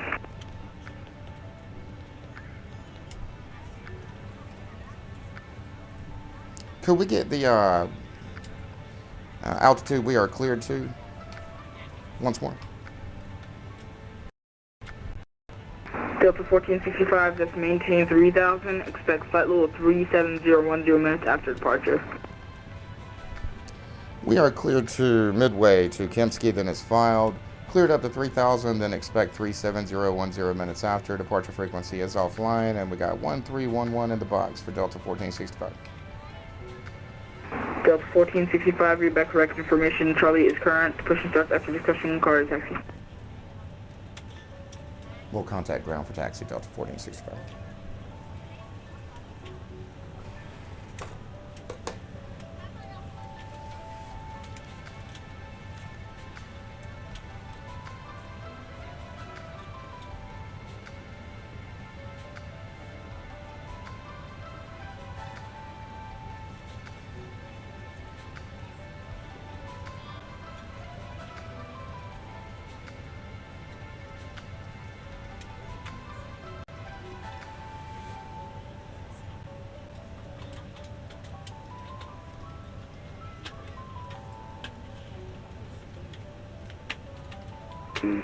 We should liberty take runway 13 center. That's what they have given us. Gentlemen, I would love to welcome you. 2556, you want a 3-1 center or 1-3 center? Correction, 13 center, sorry. Smaller items under 1-3 center or 3-1 center? Unless you're in a front row, 1-3. please place all of your items in the overhead bin. Delta 2556, standby. Items, Yep. let a flight attendant know and we would be happy to assist you. After you put your carry-on items in the overhead bin and it is full, make sure you close it as a courtesy to other passengers. Also be sure that the aisle is clear and sit down so that way other passengers... Barge is getting offline, so I believe I can give that to you. Alrighty, thank you. And a safety card provided for you. Please make sure that you are able and willing to perform these actions. If you're not, please let a flight attendant know so that way you can be reseated. Now's the time to get out any last-minute text messages if you need to, but we ask that once we depart from the gate, you put away any laptops or tablets. Thank you, and welcome aboard. Midway ground 0642 Romeo Golf, clear to 2 left on Foxtrot going to Atlantic South.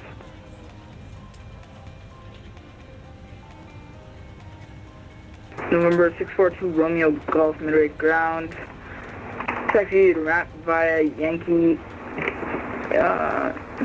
Taxi ramp by Yankee, that's it. Alright, ramp B Yankee Sierra 642 Romeo Golf.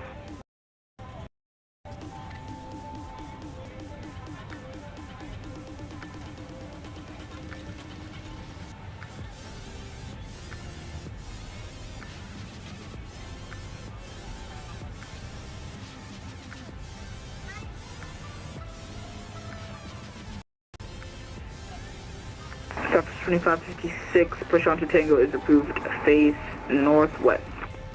push up to Tango approve face northwest, Southwest 73, correction, yeah, Southwest 2556.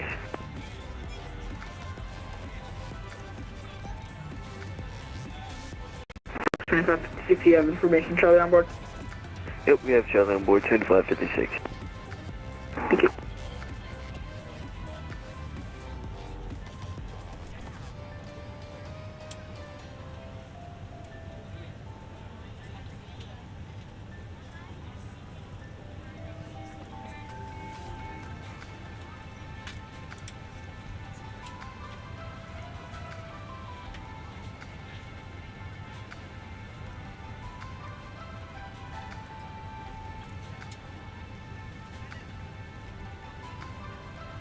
I hope we're going to be okay on fuel.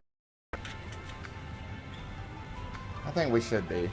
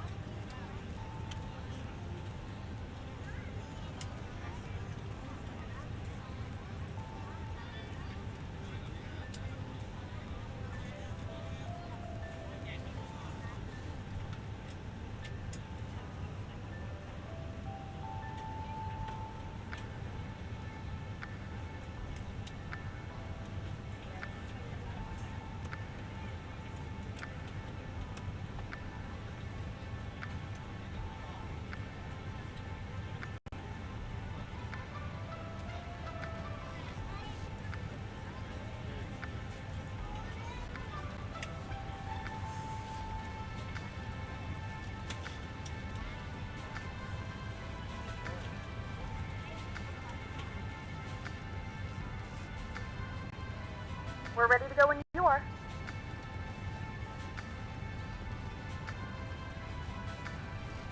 See, I think I need to change this to fast boarding.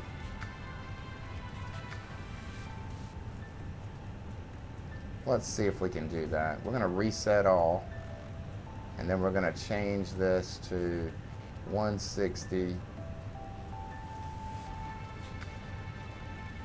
Oh, it won't let me go above once. Oh, there we go. 160. Come on. Really? And then we're going to go fuel on board. We'll go 8, just to make sure we have enough. And we'll load the aircraft. Aircraft calling And we'll do it ground, instant. say again. Okay, cool. Midway ground, hello, 34 vacated to left, 30 on take west and exit the gate. Now we'll take some of this information, 125.3 and 30.3. Good afternoon, ladies and gentlemen, and welcome to flight 1460 Atlanta. Our flight time will be up to 1 hour and 24 minutes. Now that the cabin door is closed, Air flight make sure that all 534, devices Midway are ground, and stay your work parking. devices are now shut down and Your discretion. fasten your seatbelt and make sure that all tray tables and seat backs are in a full upright position Say again? for departure. Cabin crew, No prepare question. cabin for departure. Okay, Air flight 534, taxi the gates by Yankee, cross through and left through and center and through and right at Yankee. Transfer taxi ramp by Yankee, clear cross to one right, to one left, concentrate Yankee, flight 534, saying Kiev for service, goodbye.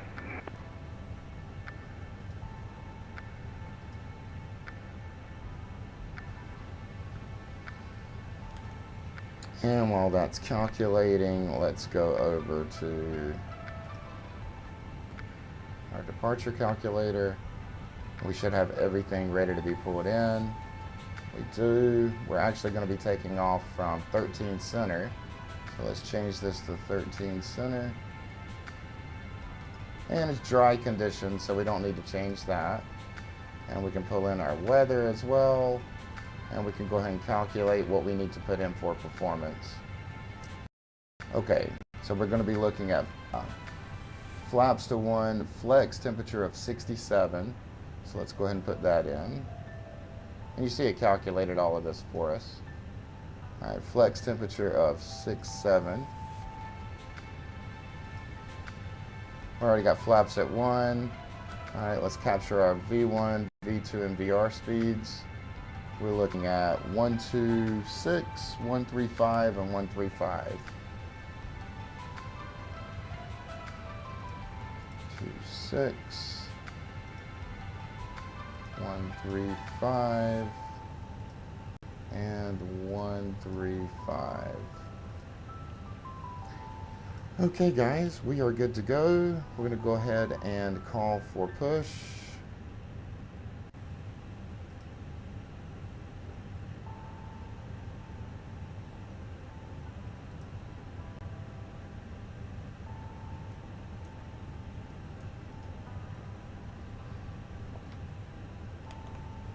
And just take a look outside to see. We need to be pushing to the... Yeah, we'll push it to the left. Ladies and gentlemen, please direct your attention to the flight attendants for a safety demonstration. When the seatbelt light is fastened, please make sure that your seatbelts are fastened low and tight across your lap. To fasten, insert the metal fittings into one another and tighten by pulling on the loose end of the strap. To release your seatbelt, lift the upper portion of the buckle. We suggest that you keep your seatbelt fastened throughout the entire flight, as you may experience unexpected turbulence. There are several emergency exits on this aircraft. Please take a few moments now to locate your nearest exit. In some cases, your nearest exit may be behind you. If we need to evacuate the aircraft, floor-level lighting will guide you towards the exit. In the event of a decompression, an oxygen mask will drop from you. To start the flow of oxygen, pull the mask towards you. Place it firmly over your nose and mouth, secure the elastic band behind your head, tighten the straps if necessary, and breathe normally. Although the bag does not inflate, oxygen is flowing to the mask. If you are traveling with a child or someone who requires assistance, secure your mask on first and then assist others. Keep your mask on until a member of the crew advises you it is safe to remove it. In the unlikely event of a water landing, a life vest is located I didn't mean in the to do pouch that. under your seat or Jeez. between the armrests. Trying to arm this. When There we go. instructed to do so, open the plastic pouch and remove the vest. Flip it over your head. Wrap the straps around your waist and buckle at the front. Pull the strap to tighten. To the red, Oh, go back, go back, go back. The life vest does not inflate automatically. Blow into the mouthpieces for manual inflation. Each vest is equipped with a whistle and light. If necessary, your seat cushion can be used as a secondary flotation device. Pull the cushion from the seat, slip your arms into the straps, and hug the cushion to your chest. Please securely stow your personal items. Make sure your seatbelts are fastened and seat backs and tray tables in their full upright position. We remind you that this is a non-smoking flight. Tampering with, disabling, or destroying the smoke detectors located in the lavatories is prohibited by law. All of this information and more can be found in the safety card located in the seat back in front of you. Please reading this and letting a cabin member know you have any questions. Thank you for flying with us again, and we hope you enjoy your flight.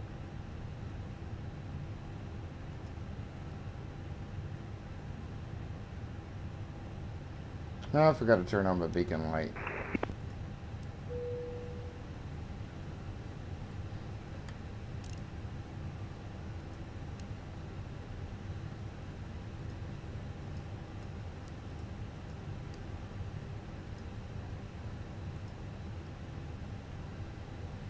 Make sure no white lights on. And we're good. We can pull up a takeoff checklist. And make sure our takeoff config looks good. Midway ground, Southwest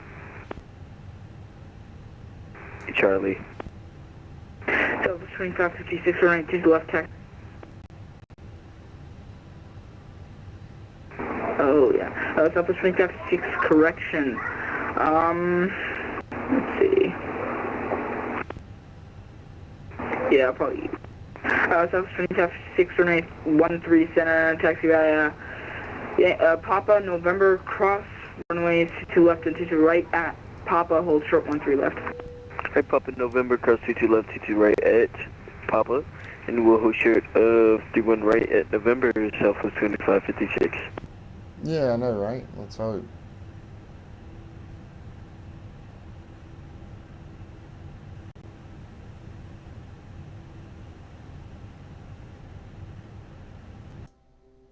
Oh no. Come on, don't crash. I don't know if you guys just heard that. Get really, really quiet. Go. Midway ground, Southwest 629, request push back. Come on, don't crash on me.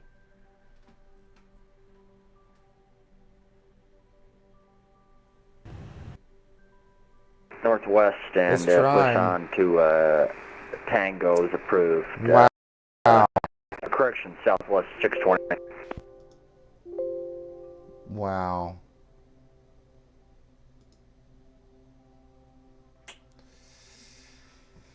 Wow.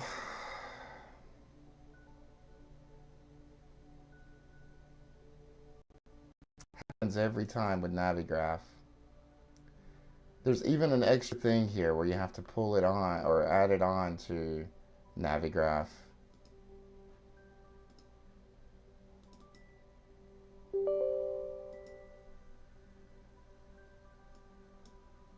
It could be.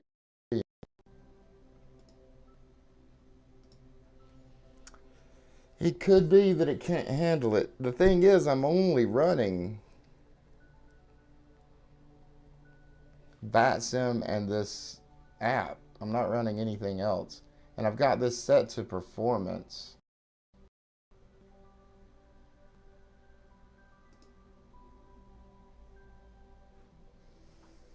I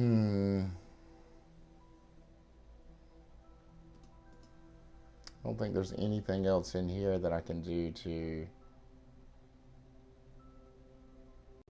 Let's turn up the boarding music volume.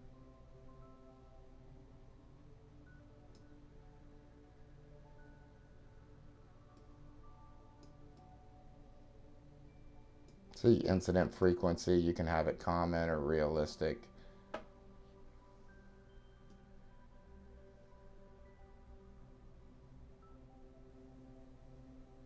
You can change the time. See, we can change the boarding time to realistic. Full seatbelt sign assistance.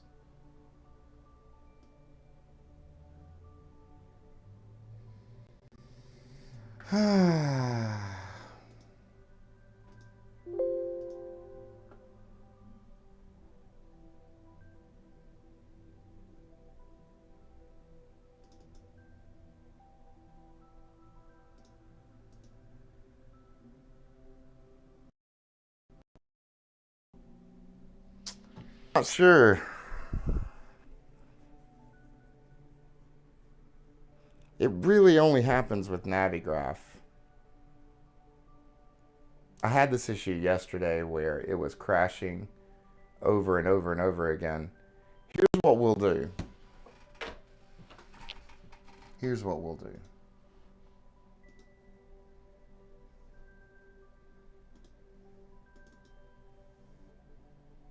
We're going to fix this thing live right in front of you guys.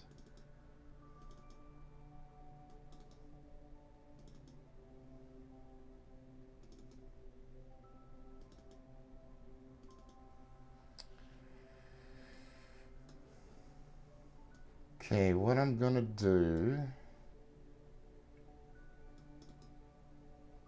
is we're going to take Navigraph in-panel charts and we're going to move them out.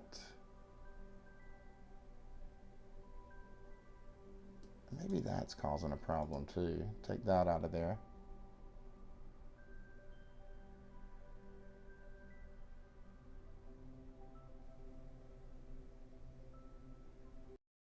Everything okay because I want the nav data. But we're just going to take out the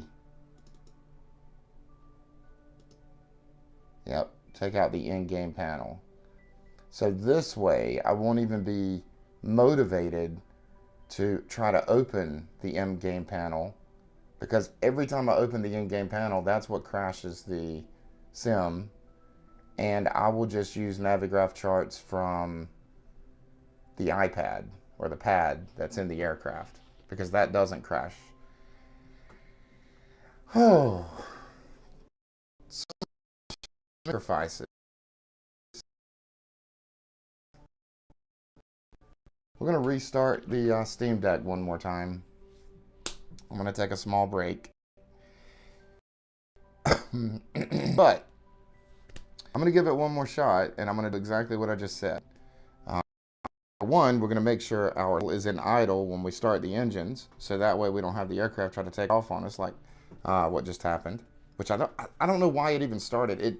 It should not. The aircraft should not even power on, or the engines should not even start if you don't have the throttle in idle. But anyway,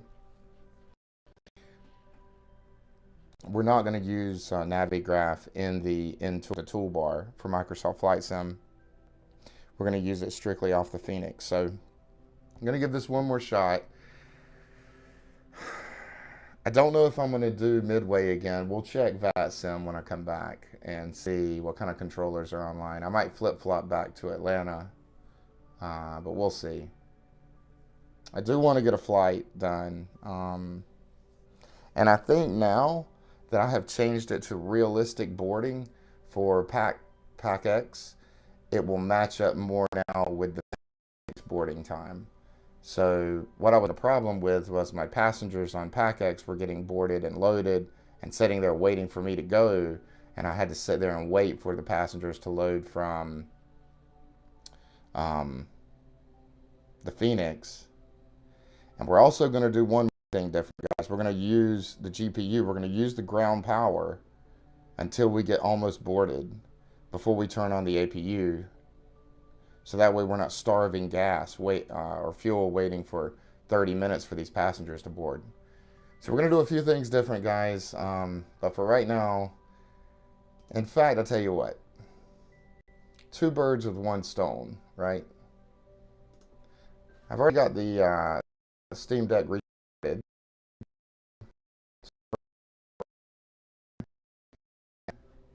Is with Microsoft Flight Sim booting while I take this break, so that way when I come back, hopefully the game will be loaded and ready, so we don't have that much downtime here.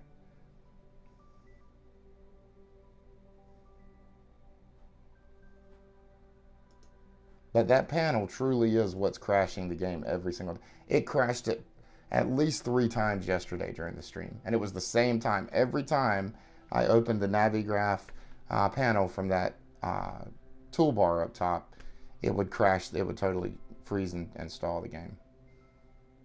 And it's only happening with the FENIX. It's not happening with any of my other aircraft.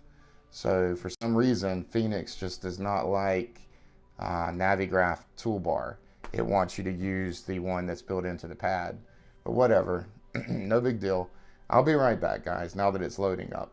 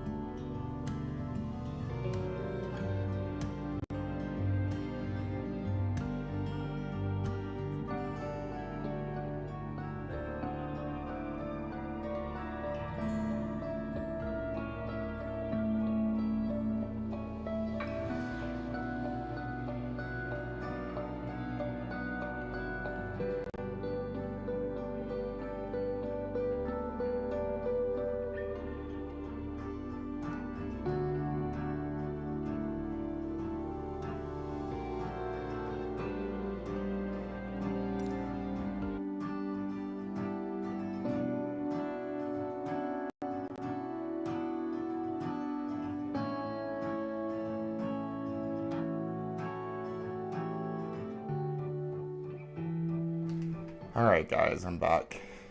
Sorry, missed that.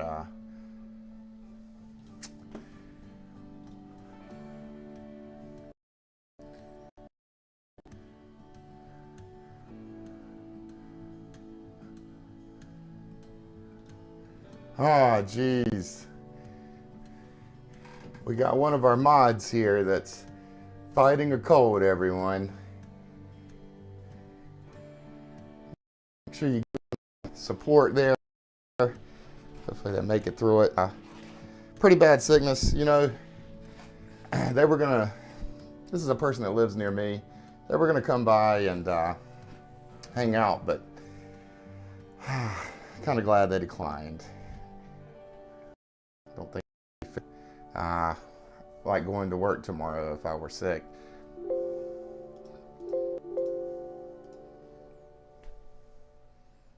But don't worry, guys. He's not going to mod you out. The only reason I even have a mod at this point is because every time somebody comes in and tries to throw some spam up and trying to either sell something or get somebody to click on something. So we're just going to try to keep that clean, keep that out of here.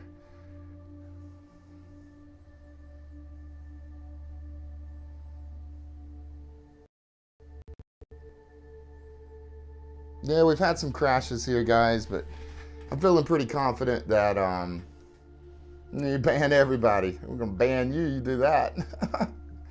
I've had some issues here with crashing, but I feel pretty confident that as long as we don't have the temptation to open up graph from the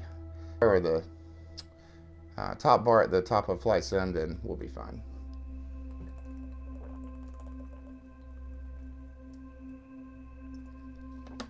It literally was. We were just drinking water today, guys. I don't want you to think I'm chugging liquor or anything like that. But yeah, every single time, whether it was me pulling up charts to taxi to parking or taxiing out to for takeoff, it would crash every single time. Yeah, I'm glad you didn't get there. Jeez, couldn't stay awake. Jeez. Nah, you might have that coof. Did you take that test?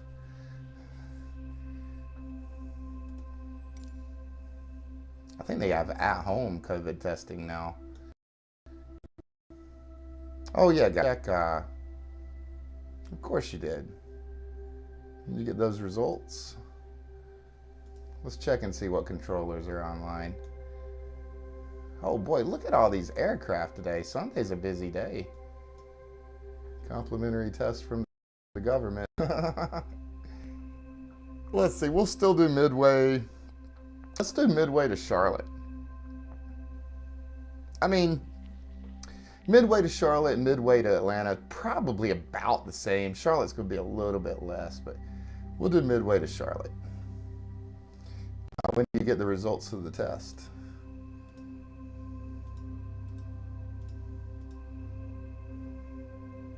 Midway to Charlotte. And we'll do a full flight. Actually, let's do a number. Let's do 1. That way, keep it even. Generate flight. I never really worried about passengers on SimBrief until this app. But I am so excited to get at least one flight in my career, and I want to see how happy my passengers are with it. Yeah, I took an at-home test, came back negative. Then if John, sorry, I should use code names here, but if our other friend didn't have COVID, I bet you caught what he had, and I don't know how I didn't catch it.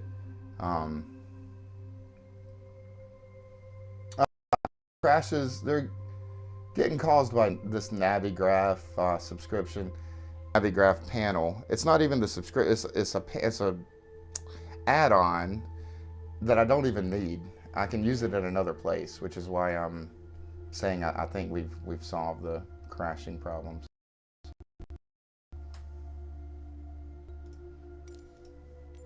But you see how smooth this is running after a restart? really think that Navigraph is causing a big problem. And I never thought I'd hear myself say that.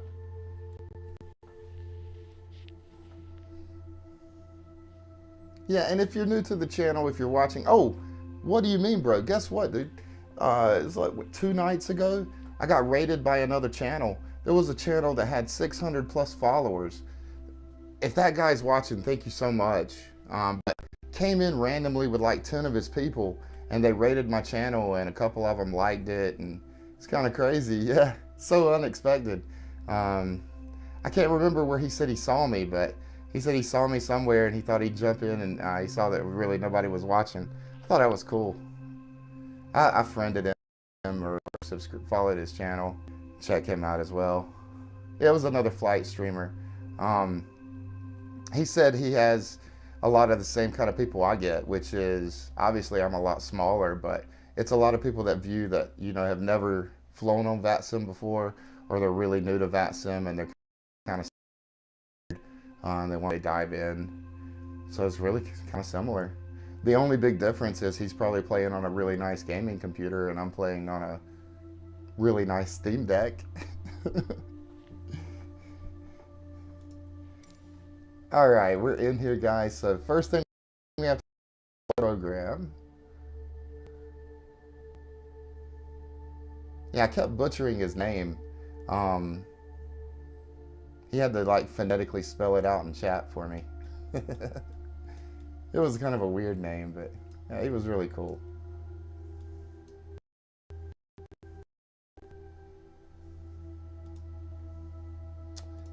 Okay, so looking good. Oh yeah, let me pre-file with VATSIM. Give me just a moment, guys.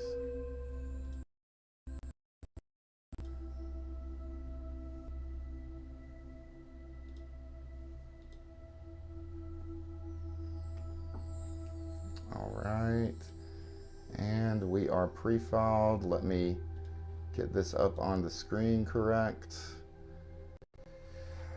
And let's see if we can refresh and get ourselves on the map.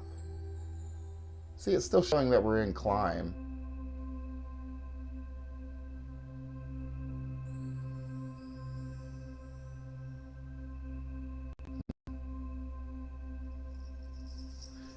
Let me try one thing really quickly, guys.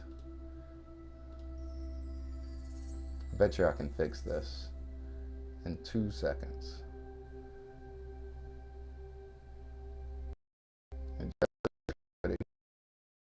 And it should come back correct in just a moment.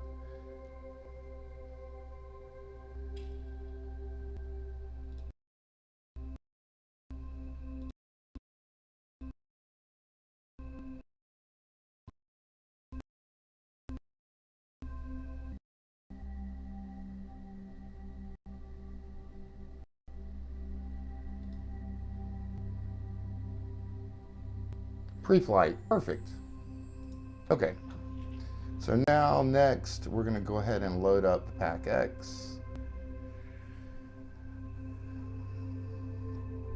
And before we get passengers, let's turn on batteries and move out of the way.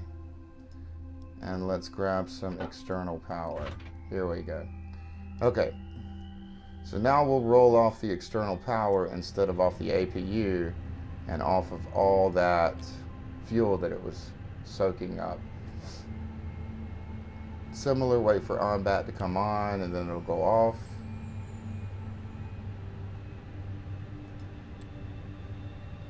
And now we've got some power and oxygen, so let's go ahead and start boarding.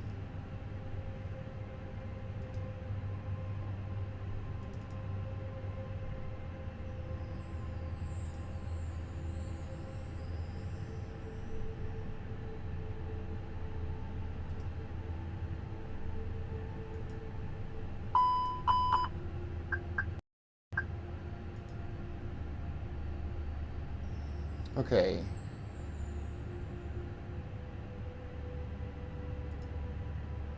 Passengers, we're at 160. And fuel, we're going to be at 6,500, roughly. So let's go 7.4 just to make sure we've got enough. Okay, so now we're going to load the aircraft real time. Okay, and then we're going to start PACX, start a flight. Yes. Fly with career mode. 160. Wi-Fi, entertainment. And I've got the music turned up just a bit. Let's put some epic music on. Let's get these people excited for this flight. Oh yes. Okay, so we've got boarding going on for both.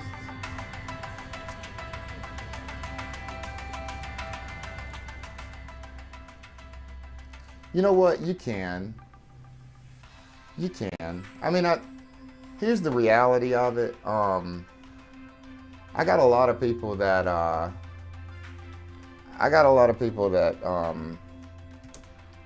oops, didn't mean to do that.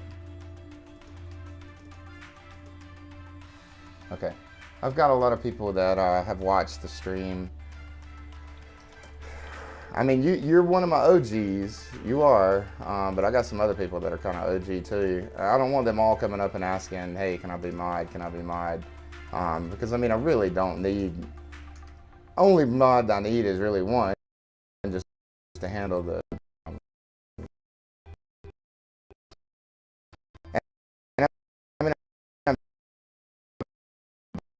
very obvious, and like the first thing they say when they come in is, hey, check out this link, spamming or not. Don't, because I've had some people come in kind of like that. They're like, hey, you should check this out, and it was legit something about flight streaming, you know. Yeah, that should be all you need.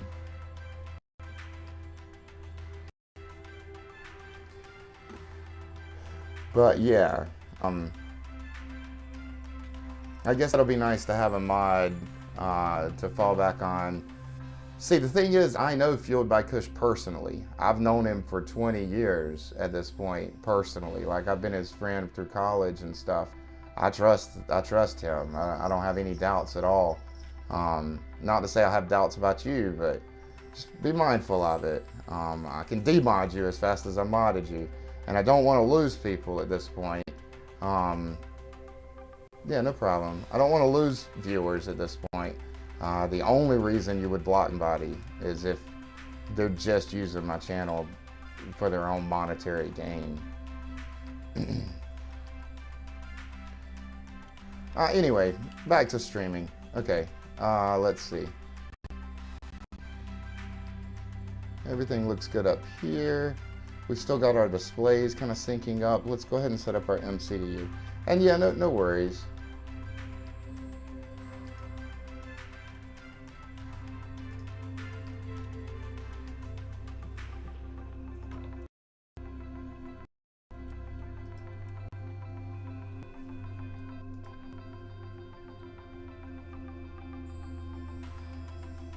Yeah, no, I know.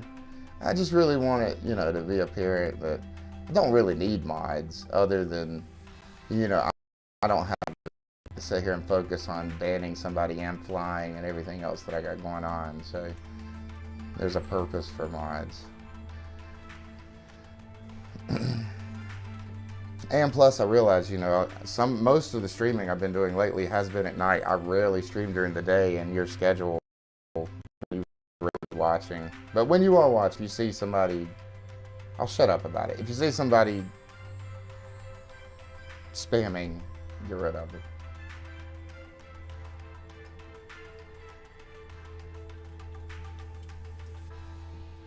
This music's kind of jamming though. I bet these people are loving it.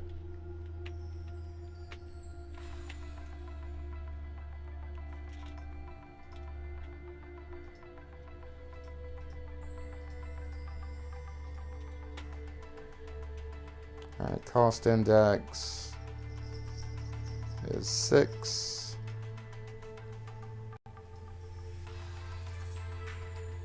And we're going to be cruising at 370. Oops.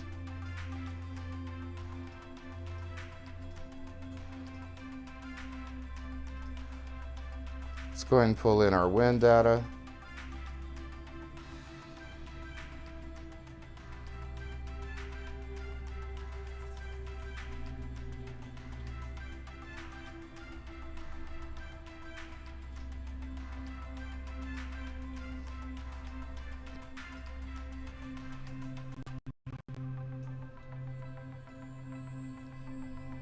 All right, flight plan. Looks like we don't have a SID. We're direct to ERDID.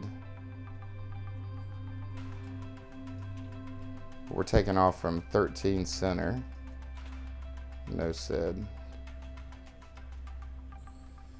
Yep, direct to ERDID. Okay, and we'll skip down. And we're going to be 36 right to Parker 3 and Taft. 36 right.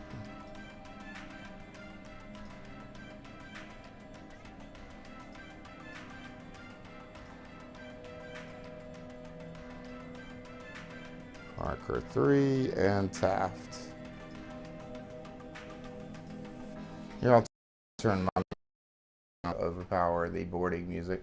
And let's just check through and make sure there's no discontinuities. Well, I don't think it will. You see, it's running about 30 frames right now. It only like goes crazy whenever I open up Navigraph. So as long as I keep away from Navigraph, except to use it on the iPad or the pad, I keep calling it an iPad.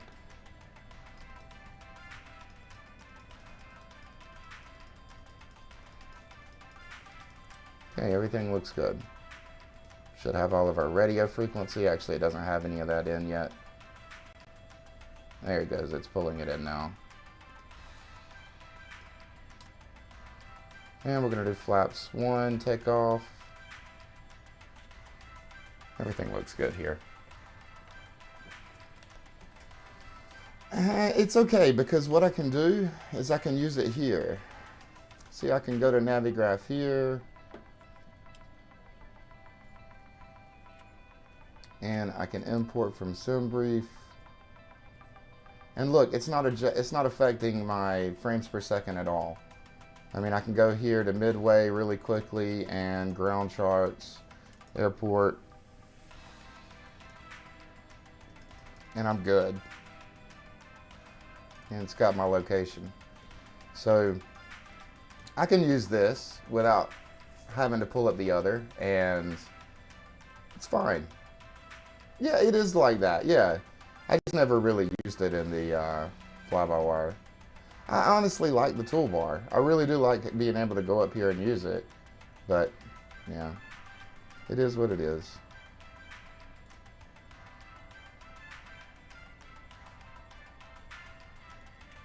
And while we're on the chart situation, let's kind of check them real quick. And let's go to departure charts. Oh yeah, we don't have a SID.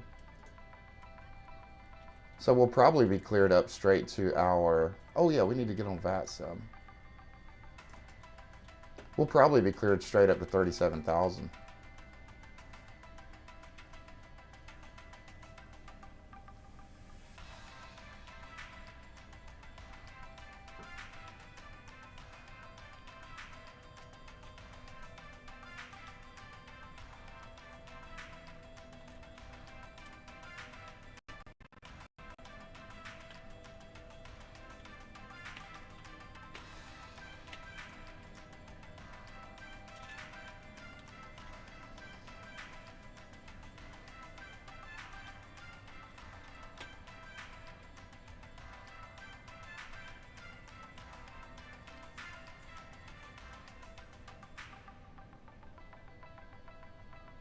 Let's see if we do what kind of controllers we do have here. It feels so nice having a realistic boarding scenario. I feel like we've got so much time, like there's no rush. And I've gotten so much accomplished, actually. That's kind of nice. Oh, geez, nobody at Midway now?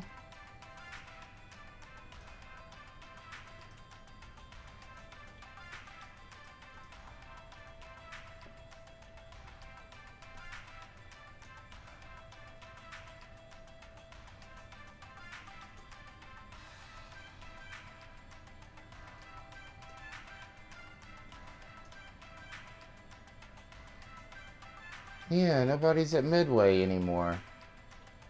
Guys, whatever. We're just going to clear ourselves out. Whatever. No biggie. We can pull up airport information without ATIS on VATSIM. If you go to your main fly-by-wire app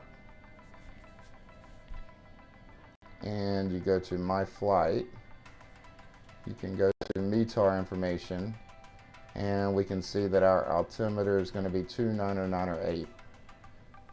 And this is pulling from VATSIM anyway. So 290908.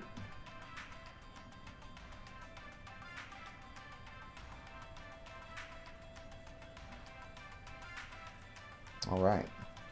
And since we don't have any ATC, we're just going to clear ourselves all the way up to 37,000. All right. Cool stuff. I think our fuel is loaded, and I think right now we're still boarding on PACX, and we're still boarding on the actual FENIX as well. We have to wait until boarding's complete. But sadly, we won't be on VATSIM until I don't know. It's so weird. People have been dropping off of VATSIM like crazy. The controllers have been kind of iffy. They've been here and there and not here and there. I'm not sure. So we'll go ahead and tune to Unicom.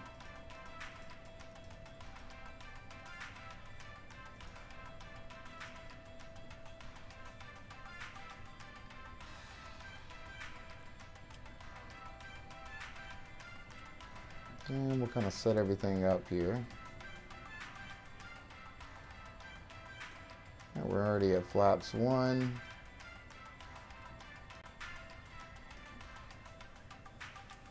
Hello, ladies and gentlemen. I would love to welcome you aboard our flight. When you find your seat, please be sure to place your larger carry-on items in the overhead bins and smaller Midway items traffic, underneath the seat UPS in front of you. 1210 heavy, clear of runway Unless you're 22 in the left. front row, please place all of your items in the overhead bins. If you have any trouble finding a location for your carry-on items, please let a flight attendant know and we would be happy to assist you. After you put your carry-on items in the overhead bin and it is full, make sure you close it as a courtesy to other passengers. Also be sure that the aisle is clear and sit down. We're caught up. Other passengers can get Especially since we don't have to request clearance or really anything. So just kind of taking a look, we're going to be taking off from 13 Center. Oh, jeez.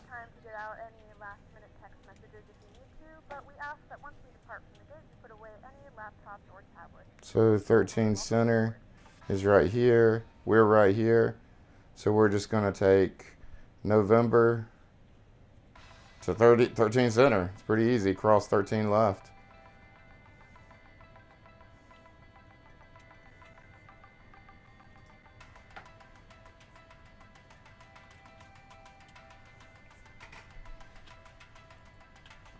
Just waiting on everyone else to continue or finish boarding.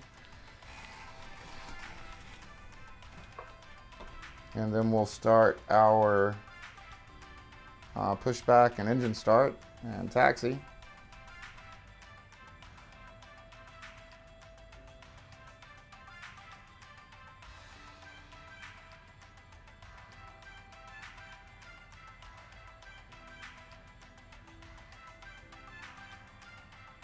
Yeah, it's kind of sad. I don't know why no one's online.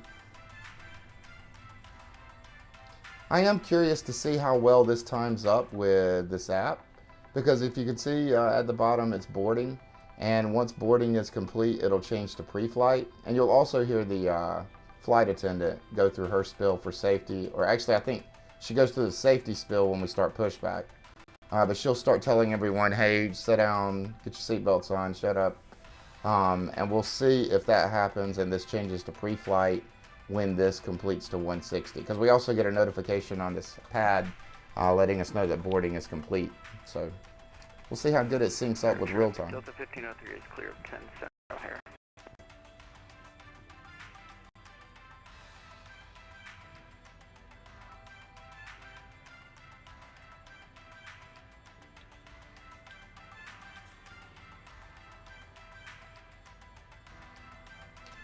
I'm excited. I want to do a full flight. I don't care if I have VATSIM or not, honestly. And maybe, like I say, we'll pick up some controllers on the way to Charlotte. Charlotte, honestly, Charlotte is one of the few, and I would put more money on Charlotte, but Charlotte seems to have more controllers than Atlanta sometimes. So I feel good. We're going to keep it as Charlotte as our destination, and hopefully we'll pick up,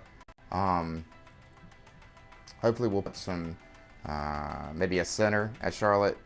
Maybe not. Maybe we'll pick something up. We'll see. Yeah, let's hope. And plus, it'll be later. You know, it'll be around 6:37 after people have their what would you call it, dinner? After they have their afternoon snacks. So, yeah.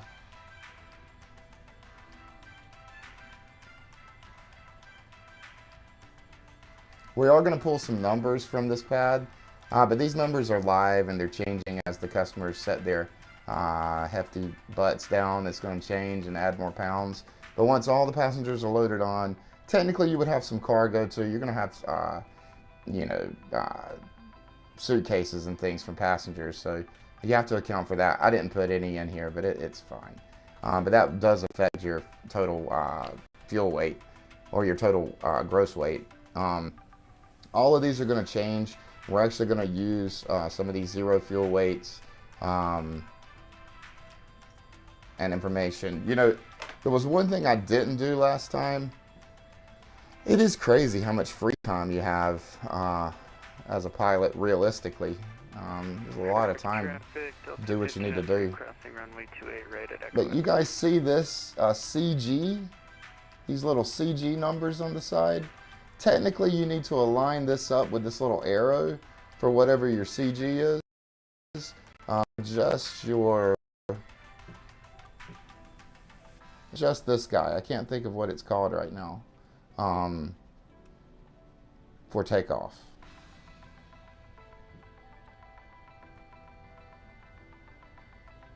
Now let's go ahead and set it. I think we're going to be, well, actually, you can't set it until we're boarded. It's going to be this number here, though, is the one you're focusing on. We'll go ahead and we'll set it for 30, because I think it's going to be roughly about 30 anyway.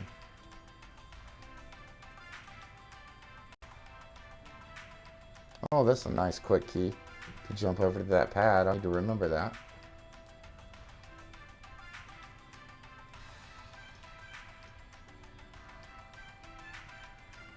I thought you could use your mouse wheel to adjust this. Can you not?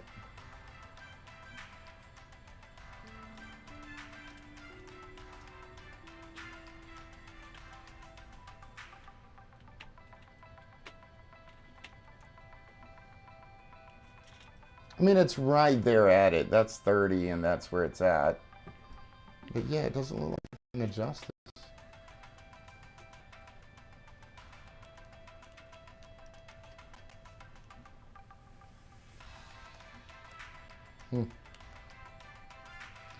Maybe, I think I know what's going on, guys. I think you have to have the engines on for hydraulics to be on for you can adjust this. That's exactly what's going on, so we're going to have to wait until hydraulics kick on.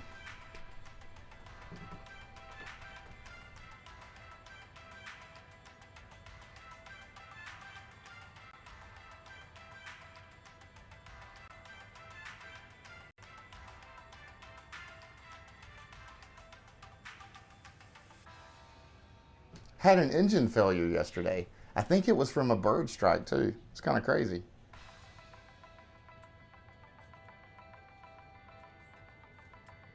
Here's my right engine. I had to try to do an engine relight. And with an Airbus, you have to be like at a certain, I think it was with the FENIX, because you can set up failures, but it's kind of a tricky thing to do a relight. It's all about altitude and speed.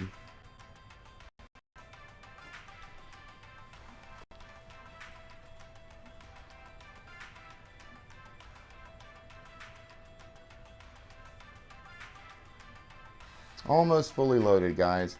And if you notice, we're still boarding here as well. So, still lining up nicely. We're going to see which one completes first, or if they complete it at the same time.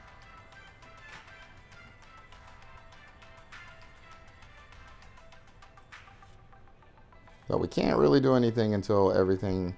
At this point, we're just sitting here chilling. This is when you'd be having a... Traffic, American 1160s, entering base for runway 10 center, Chicago. No, it's okay though. You'd have conversations with the co-pilot and things like that. You could be going through your checklist, but yeah.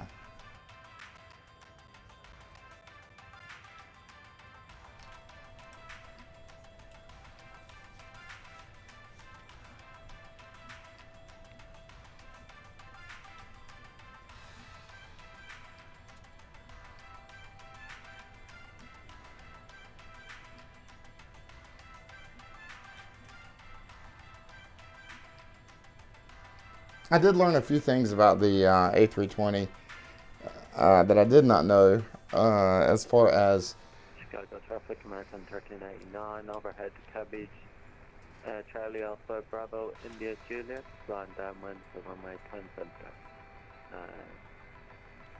Chicago traffic.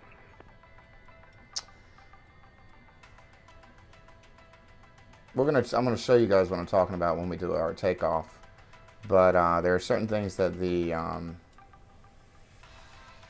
nav displays will show you that are important, that let you know when to take it out of flex, go to climb, take it out of toga, go to climb, etc.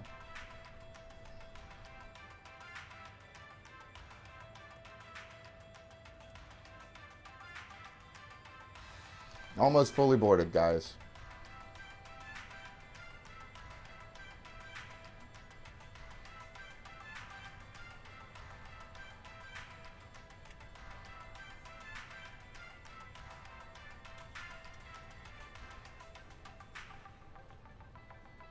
Being that this is a typical departure, we would really be kind of flying to the runway, but you know what, since the runway's close, I still think we're going to meet the 7 minutes departure time. And even if not, I'm going to try to make it up in the air to make sure that we arrive on time, because again, I'm all about this very satisfied. I want to have 100%, or at least as close to 100% as I can when I land, and go to a jet. You actually need to not just land, but get your passengers to a jetway and deboard the plane to have happy passengers.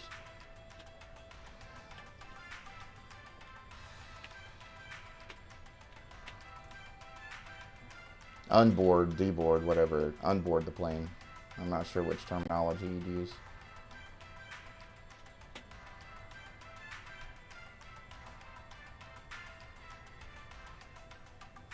But you pass out snacks. No, but you see what I can do? Check this out. I can go to this. I can say, actually, let's do a boarding stat check. Are we almost done boarding back there? We're still boarding. Let us know.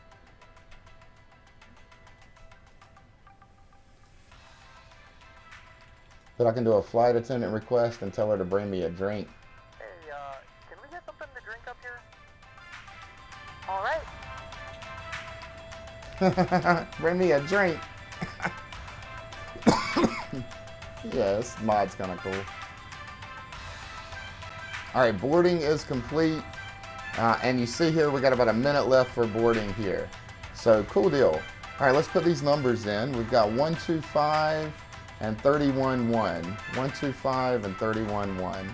So we go to init, we go over 125. Ladies and gentlemen, and welcome aboard flight 31.1 with service to Charlotte. Our flight time will be roughly 1 All hour and 20 And minutes. for Now fuel, that the cabin door is closed, please make sure that all devices 7.4. are in airplane mode and your large devices are now shut down and stowed. Please fasten your seatbelt and make sure that all tray tables and seat backs And are it will visible do upright our and locked planning position for us. departure. Flight attendants, please prepare cabin for departure and cross-check. And there we go. So now we'll go to performance, and we're going to have our information here. So let's go over to our departure app. And we're actually taking off from 13 center. So change this to 13 center. Dry conditions. We'll go ahead and sync the spreadsheet or load sheet, and we'll sync weather, and we'll calculate what we need.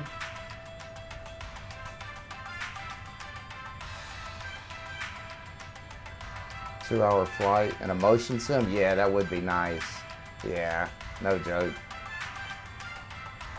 All right, 67 for flex 2 temp.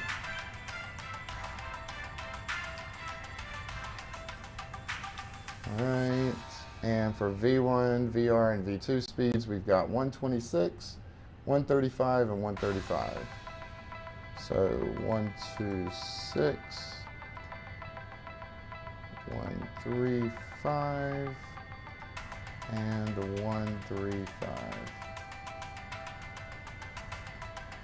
Okay, we're all set up. And we're all boarded. So what we're going to do next is go ahead and turn on our APU.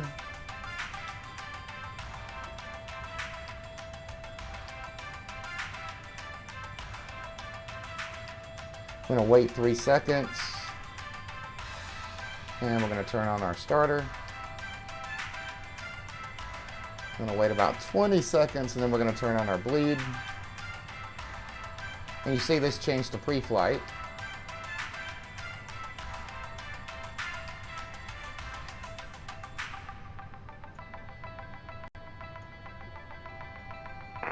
Chicago traffic, American 1160 will be swinging through the stand final to runway 10 center, American 11.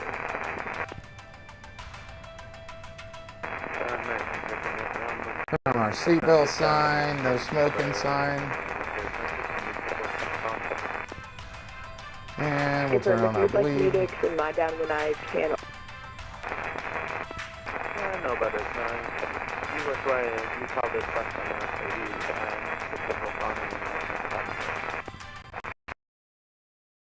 you The world report final, American 1160.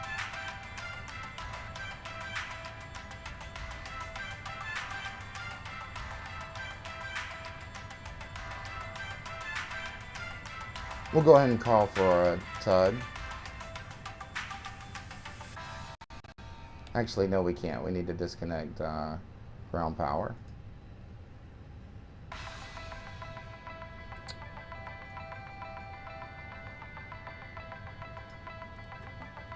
All right. Let's go ahead and turn on our fuel pumps. Turn on cross feed. And let's go ahead and get engine 1 started. And let's call for TUD now. You have to make sure your GPU is disconnected.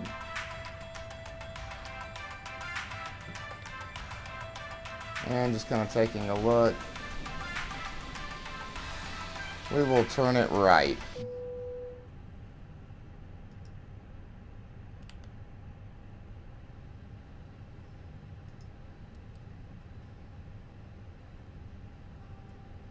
Start fault for engine 2. Engine not at idle. When the seatbelt light is on, please make sure that your seatbelt is fastened low and tight across your lap. To fasten, insert the metal fittings into one another. Tighten by pulling on the loose end of the strap. Okay, this is To good. release your seatbelt, lift the upper portion of the buckle. Stop. In the event that the seatbelt light is not on, we suggest that you keep your seatbelt fastened in case of unexpected. And parking brake. There are several emergency exits on this aircraft. To familiarize yourself with the emergency exits on this aircraft, please refer to the safety card in the seatback American 1160 is officially stabilized on final origin. And it shows a veil for engine 2, so we'll go ahead and start engine 1. Compression, an oxygen mask will drop in front of you. Turn on max for speed brakes. Pull the mask towards you. Place it firmly over your Little nose and takeoff mouth. check. Secure the elastic band behind your head. And no Tighten the blues, straps in all necessary greens. And breathe normally. Although the bag does not inflate, oxygen is flowing to the mask. If you are traveling with a child or someone who requires assistance, secure your mask on first and then assist others. Keep your mask on until a member of the crew advises you it is safe to remove it. In the event that the pilot decides to take us for a swim, a fashionable life vest is located in a pouch under your seat or between the armrests. When instructed to do so, open the plastic pouch and remove the vest. Slip it over your head. Wrap the straps around your waist and buckle at the front. Pull the strap to tighten. To inflate the vest, pull firmly on the red cord only when exiting the aircraft. If your life vest does not inflate automatically, and we're waiting to see a veil. Each vest is equipped with a whistle and light. And actually, we'll go ahead and turn off bleed and turn off the APU. Forgot to turn on our beacon light. Oops. Please securely stow your personal items. Make sure your seatbelts are fastened in seat backs and tray tables are in their full upright position. We remind you that this is a non-smoking flight. Tampering with, disabling, or destroying the smoke detectors located in a laboratory Everything else looks is prohibited good. by law. All of this information and more can be found in the safety card located in the seat back in front of you. Engine's We suggest good. reading this and letting a cabin member know if you have any questions. Thank you for flying with us again, and we hope you enjoy your flight. What kind of red notice do I have here? Oh, that's fine. Okay, let's take off. And I kind of know where to go, but we'll go ahead and pull up our charts anyway.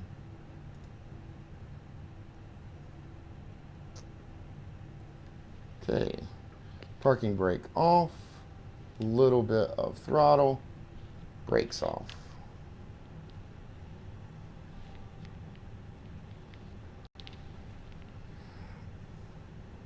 And as you can see, no crashes, right? So that's wonderful. And just because it's getting a little dark, we'll go ahead and turn on our lights.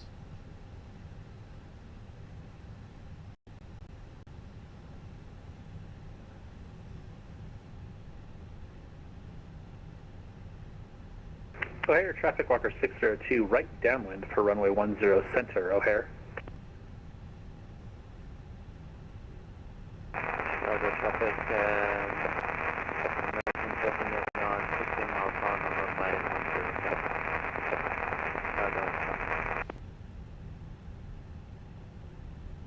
And technically right now is when you'd be doing all your checks as a real world pilot, and you'd be making sure everything's working.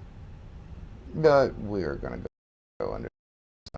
We're going to clear ourselves to go ahead and cross this runway.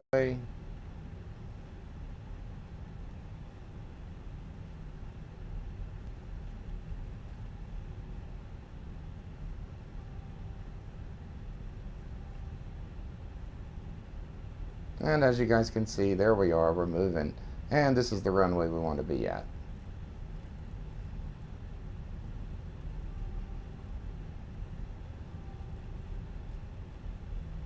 Everybody put their seatbelts on. And this is your captain speaking. Good evening. Thank you so much for flying with us. If you don't mind, go ahead and sit down, strap up. I'm going to get you up in the air soon, get you to your destination, because I like maximum satisfaction from my passengers. The cabin is ready for takeoff. Maximum satisfaction. All right. So we're going to go ahead and clear ourselves for takeoff. And everything's looking good.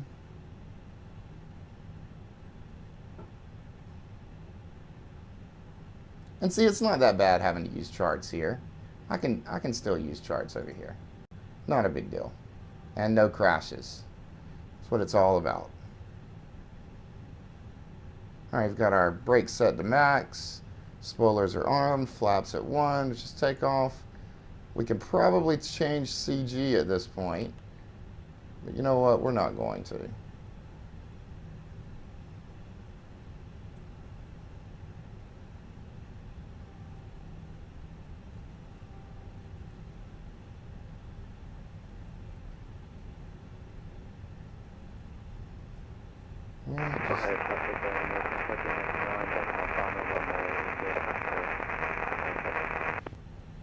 Lining up for the runway, and we'll go ahead and brakes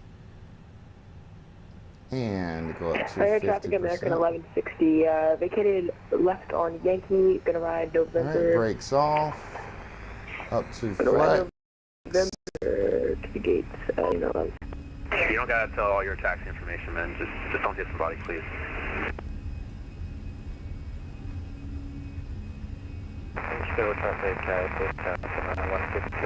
Engine THR levers not set. There we go. Oh God. Oh God. No. No. No. Not again. Not again. Okay. Something's going on with my landing gear. I'm just going to turn failures off for now, and we're just going to restart, and we're going to do a fully loaded flight. We're just going to essentially repeat and not wait for passengers. I don't know what's going on with my landing gear. I'm really confused about what's going on with my landing gear. Okay, so let's do this. PACX, move out the way. Why are you in my way? Okay. So what we will do for starters is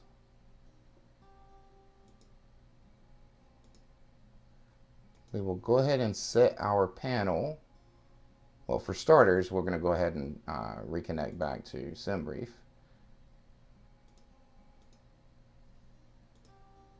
Okay, and we're going to go to panel states, ready, activate. So what this is going to do is essentially get the aircraft started, engines going, everything moving, ready to take off, essentially. Just got to give it a moment for everything to turn on. And we're going to go to mass and balance, and we're going to adjust this back to what we had it, which was 160, and fuel was 6,500.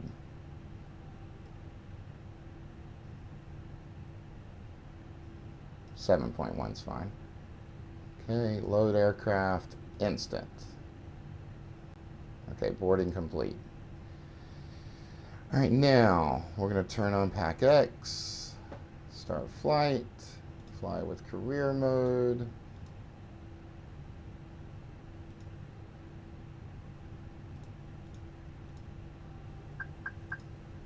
Actually, before we do this, close this.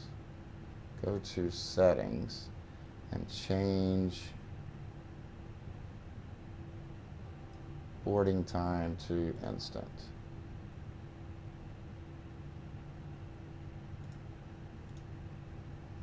Okay.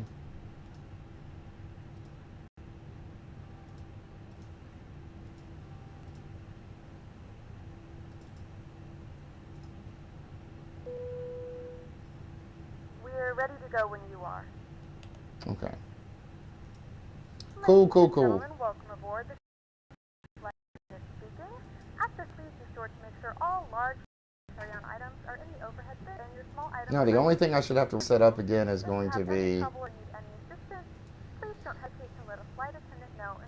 this, which I can set it up really quickly. Please make sure you close it as a courtesy to other passengers. Please double check that all your items are put away so that the aisle is clear and other passengers can make their way to their seats. If you're in an emergency exit row, please read the exit seating responsibilities in the card in the seat back in front of you. If you're not able to comply with these actions, please let a flight attendant know so that way you can be It didn't pull it in. time to get out any Not a big deal. messages if you need to, but we ask that once we depart from the gate, you put away I can pull it any in. I can laptops put it or in tablets. manually. Thank you and welcome aboard. Yeah, it definitely didn't put anything in here. I'll put it in manually. So we're going from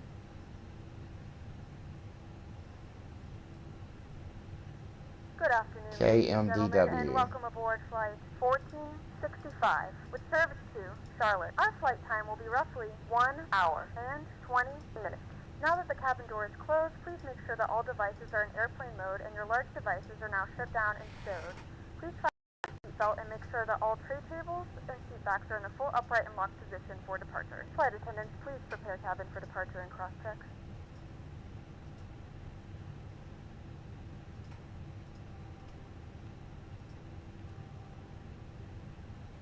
Ladies and gentlemen, please direct your attention to the front of the aircraft for a safety demonstration. When the seatbelt light is on, please make sure that your seatbelt is fastened low and tight across your lap. To fasten, insert the metal fittings into one another. Tighten by pulling on the loose end of the strap. To release your seatbelt, lift the upper portion of the buckle. In the event that the seatbelt light is not on, we suggest that you keep your seatbelt fastened in case of unexpected turbulence. There are several emergency exits on this aircraft. To familiarize yourself with the emergency exits on this aircraft, please refer to the safety card in the seat back pocket in front of you. In some cases, your nearest exit might be behind you. If we need to evacuate the aircraft, there is lighting on the floor to guide Oh you. God, I'm probably gonna have to do this. An oxygen mask will drop right in front of you. To start the flow of oxygen, pull the mask towards you. Place it firmly over your nose and mouth and secure the elastic band behind your head. Tighten the straps if necessary and breathe normally. Although the bag does not inflate, oxygen is flowing to the mask. If you are traveling with a child or someone who requires assistance, secure your mask first and then assist others. Leave your mask on until a member of the crew advises you it's safe to remove it. In the unlikely event of a water landing, a life vest is located in a pouch under your seat or between the armrests. When instructed to do so, open the plastic pouch and remove the vest. Slip it over your head. Wrap the straps around your waist and buckle at the front. Pull the strap to tighten. To inflate the vest, pull firmly on the red cord only when exiting the aircraft. If your life vest does not inflate automatically, blow into the mouthpieces for manual inflation. Each vest is equipped with a whistle and light. If necessary, your seat cushion can be used as a secondary flotation device. Pull the cushion from the seat, slip your arms into the straps, and hug the cushion to your chest. Please securely stow all personal items. Make sure your seatbelts are fastened and seat backs and tray tables are all in their full upright position. We remind you that this is a non-smoking flight, and that includes vaping. Tampering with, disabling, or destroying the smoke detectors located in the lavatories is strictly prohibited by law. All of this information and more can be found in the safety card located in the seat back in front of you. We suggest reading this and letting a cabin member know if you have any questions. Thank you for flying with us again, and we hope you enjoy your flight. We're getting there, guys. Alright, now we're done. Alright. Arrival. 36 right. Park 3. 36 right.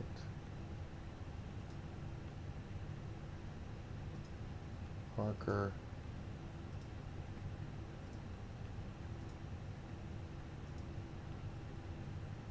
And Taft.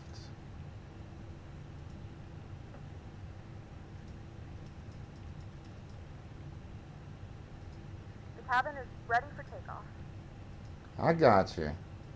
I'm trying to hurry as quick as I can.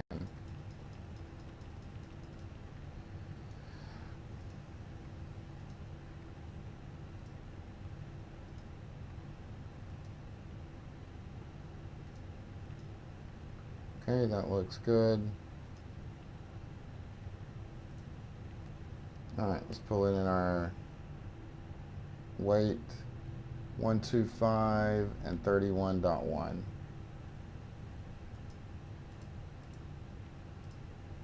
31.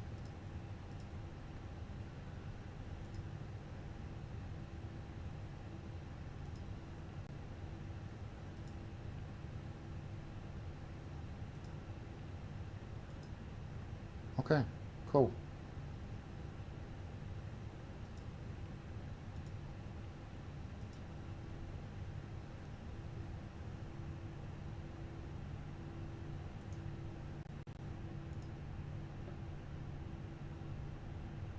See, it won't that bad. 13 center.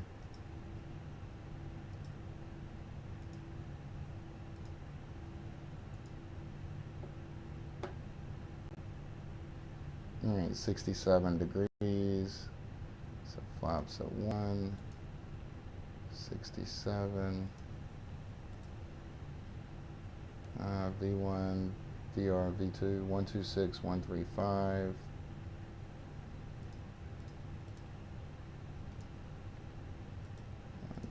135.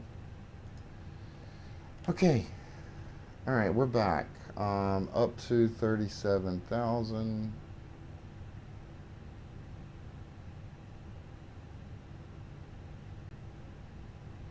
Altimeter was. Have a good night. Totally missed that. Altimeter was 2998. 2998. 2998.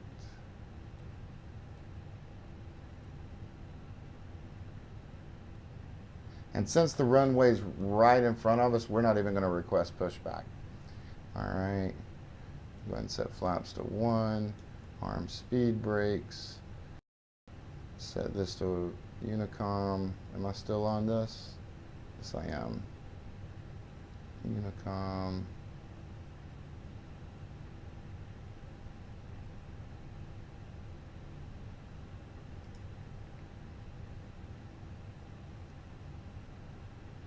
Okay, all that's set. And auto brake.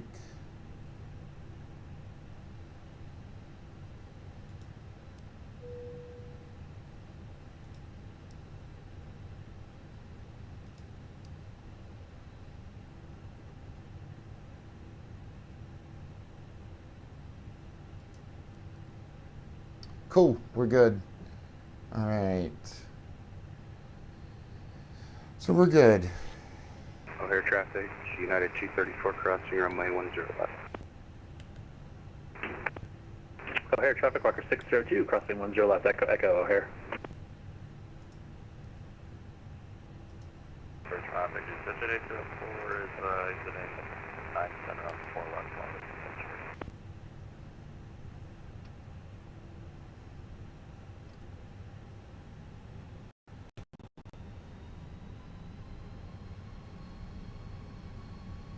Just trying to get up in the air as quick as we can. No pushback needed.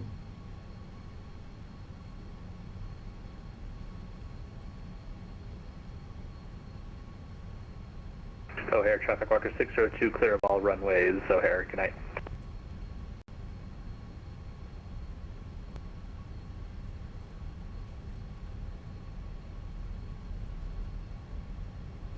What wasn't I paying attention to earlier when I ran off the runway? I don't even remember now.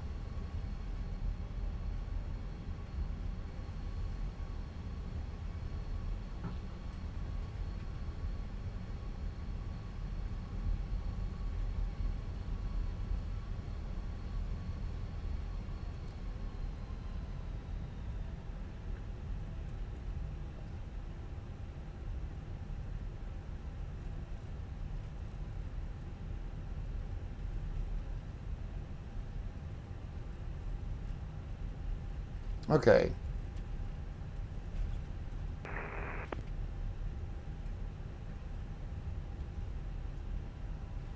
Let me make sure I get this thing in the right detent. All right, you want to spool it up to get to 50%.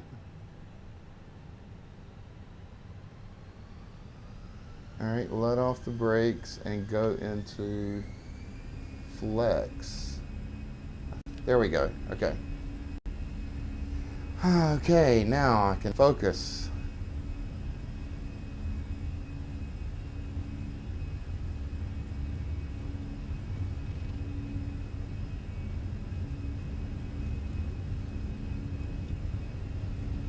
Okay, V1, rotate. All right, we're off the ground, landing gear up with a positive rate. Brakes off. Okay, technically, you can go ahead and turn on, we should be able to turn on autopilot. But you see it's doing flex correctly. It's doing a climb.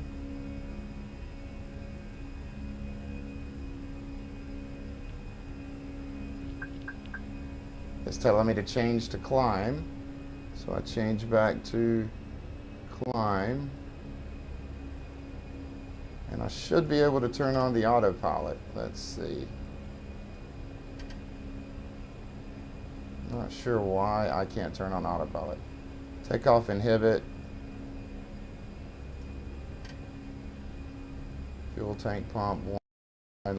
Pressure. Everything else to do. Yeah, no lights. Technically, I should be able to turn on autopilot. I'm not sure why it's not letting me do that.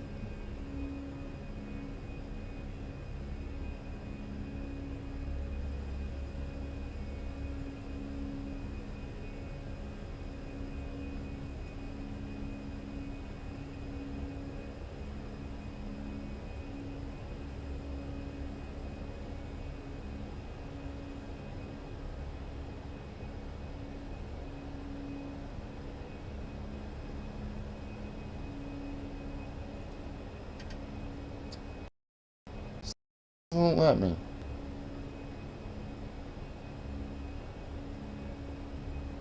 I'm really not sure why.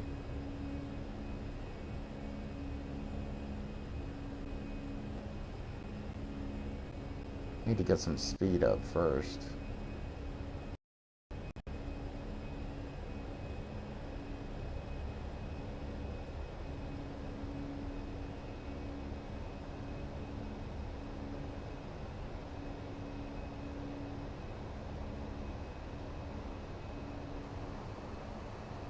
A little bit of,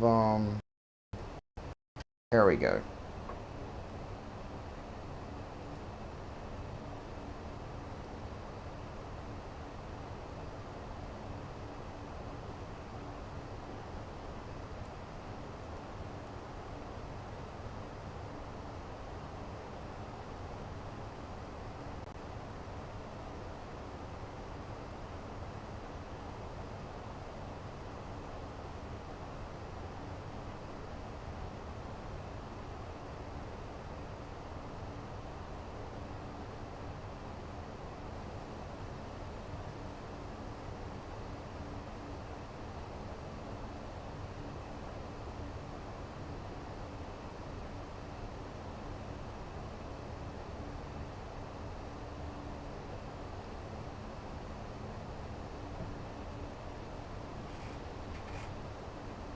Yeah, we've got some satisfied people now.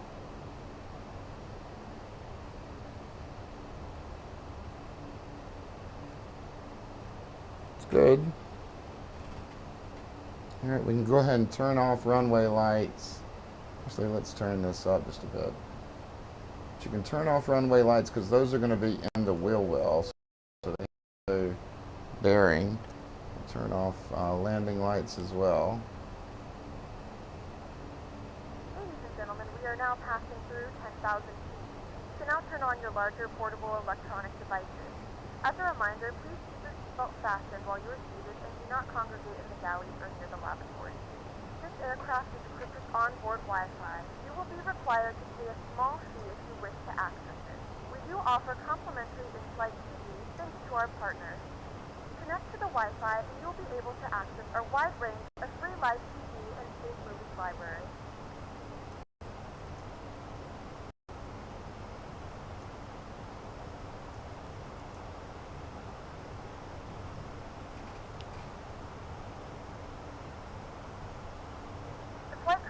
Off the fasten seatbelt sign.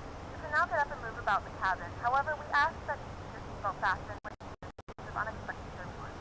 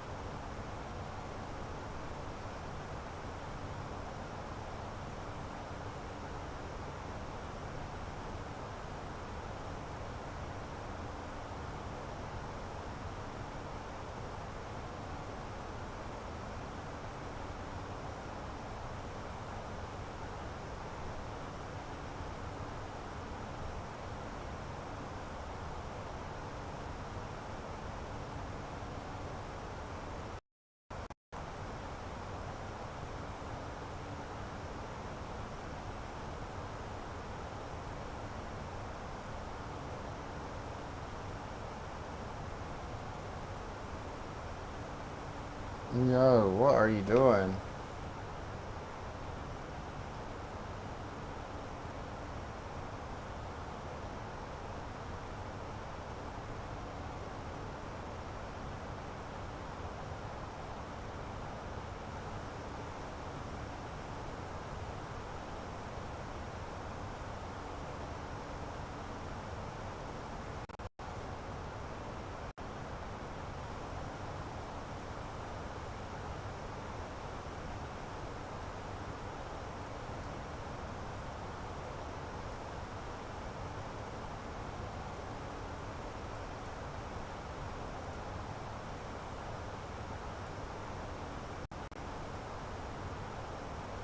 What do you mean not allowed?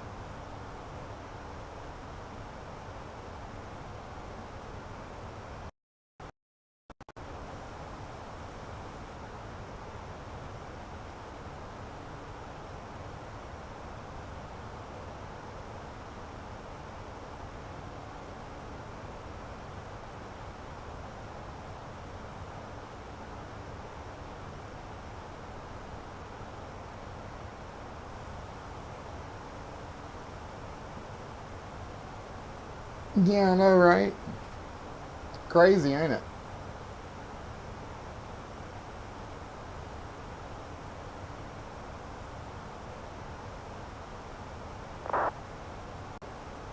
I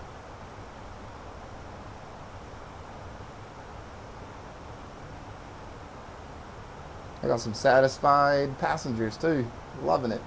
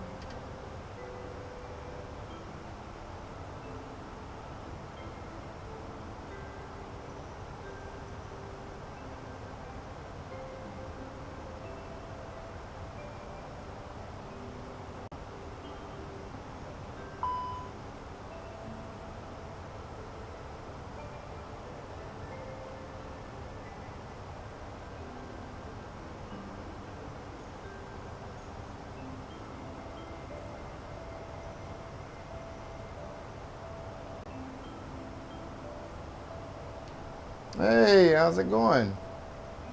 Yeah, look at that 100% satisfaction there.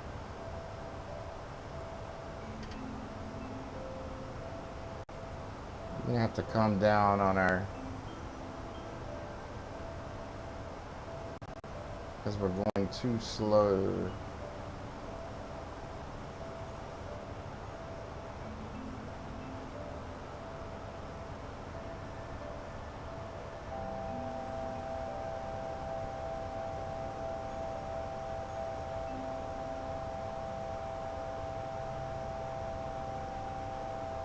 Hey, how's it going, Joseph? Thanks for watching.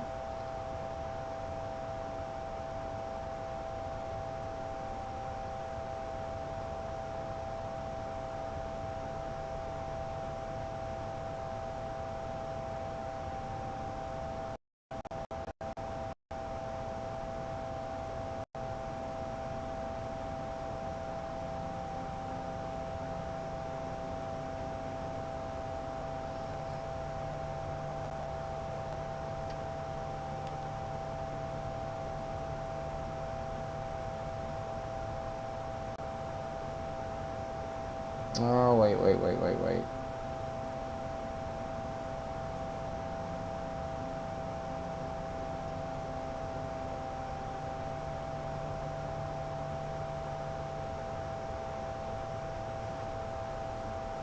Any altitude traffic is very consistent with the next I feel Romeo Bravo.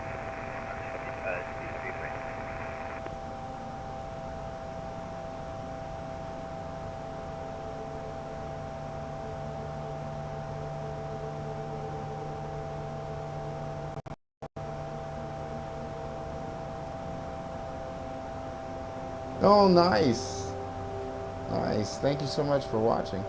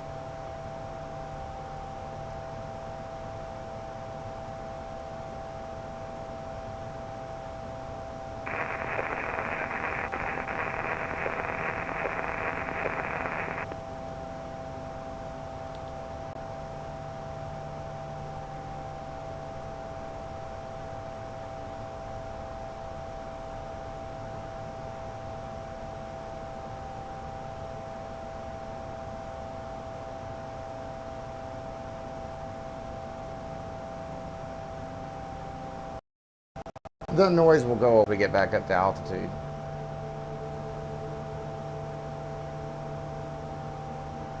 We're just loaded down pretty heavy with all these passengers. They're serving dinner, that's why everybody's really satisfied.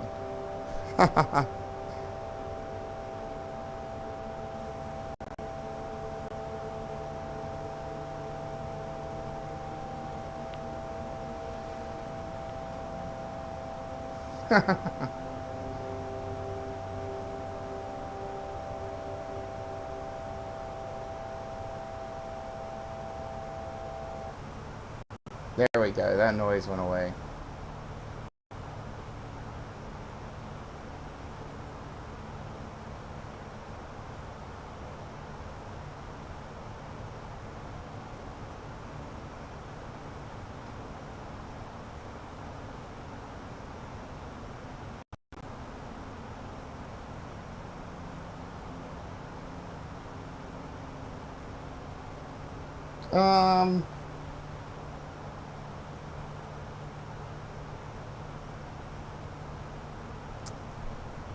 I mean, I would say probably 7 years. How many how many years have I been realistically like playing it like hardcore? Couple of years. So, but I started a long time ago.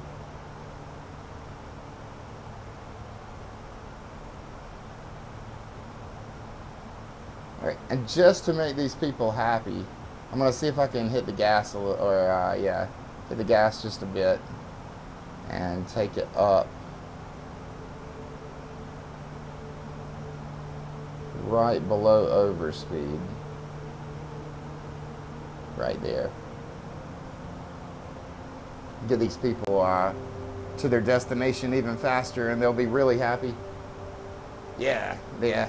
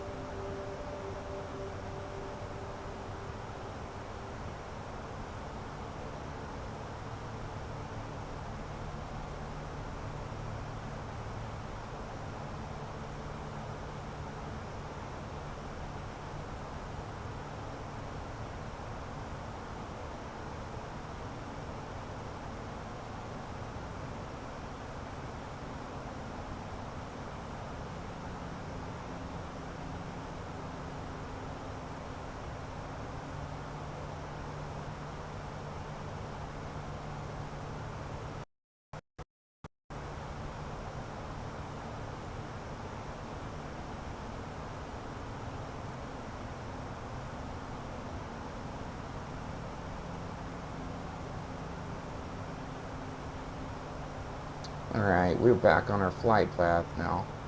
Flight path. I'll say it correctly in a moment. And about 320 nautical miles from our destination.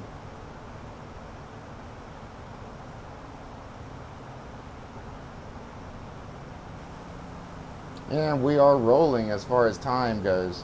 So we're going to try to get these people there quickly.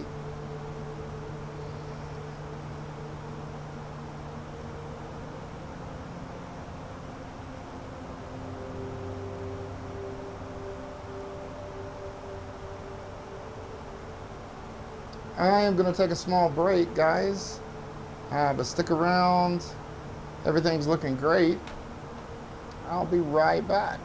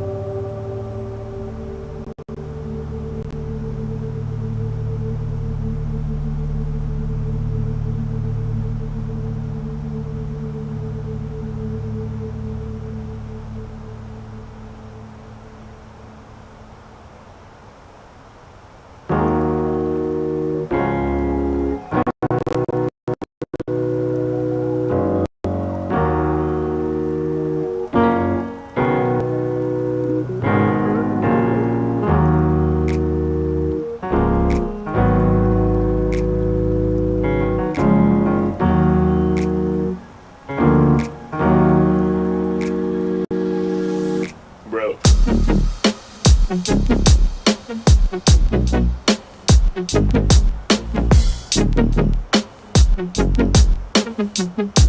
fucking real, man. Come on.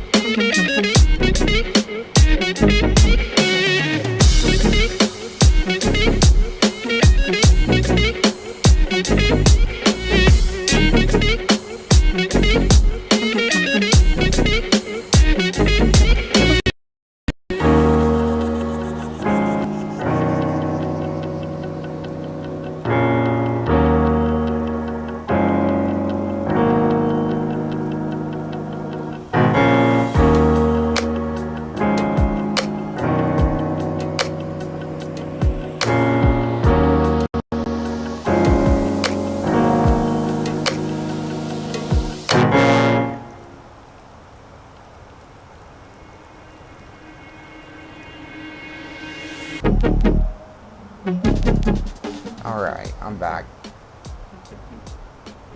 Let's see.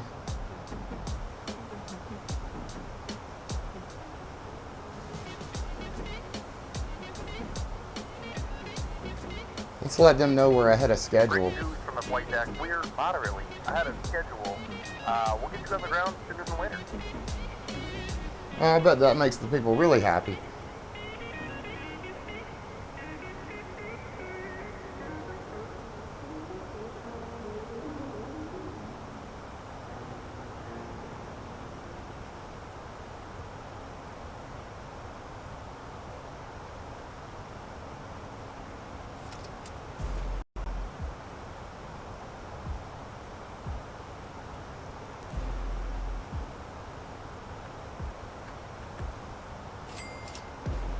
Let's hope I can stick to that. What's the weather like right now? See, the wonderful thing is, it's beautiful. Wow, what's going on? Autopilot off. Why?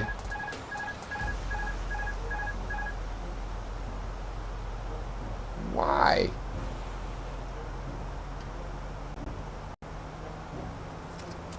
Not sure what happened there.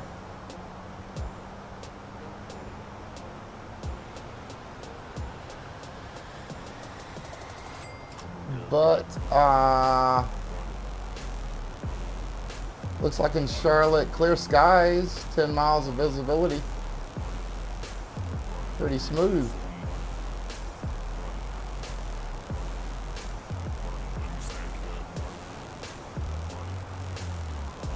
Oh, what happened to my people? Why are my people being unsatisfied? Doesn't make any sense. I'm getting them there early.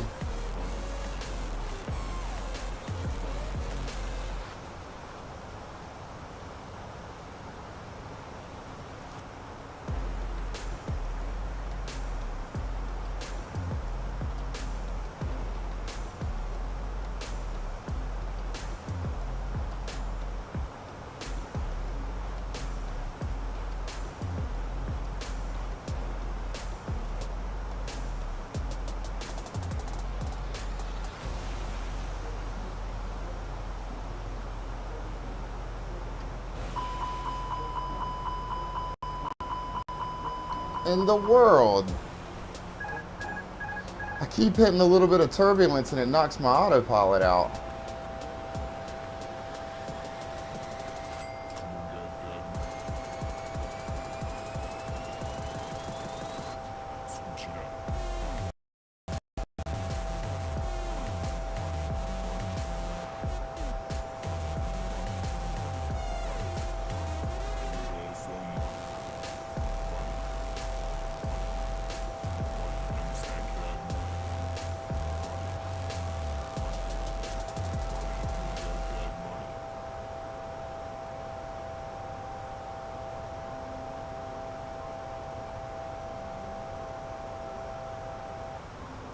It's because the turbulence shot us up like 500 feet, and it had to recapture the altitude. So it had to descend, and once it recaptured the altitude, the warning went off.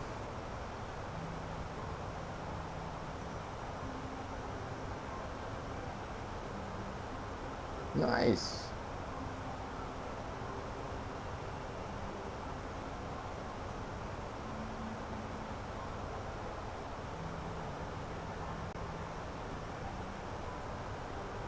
All right, we're going to start our descent at about 140 and 140 nautical miles. Still no restraints or anything that I'm seeing, so should be pretty smooth.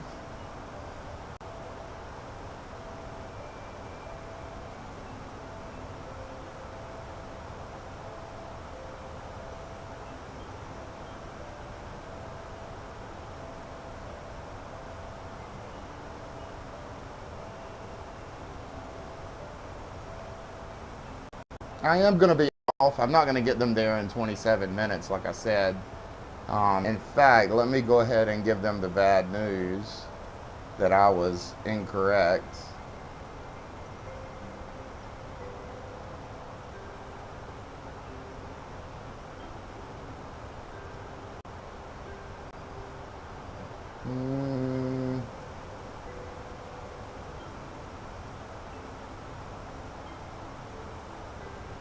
Ladies and gentlemen, from the flight deck, this is your captain speaking. It looks like we're going to be slightly behind schedule.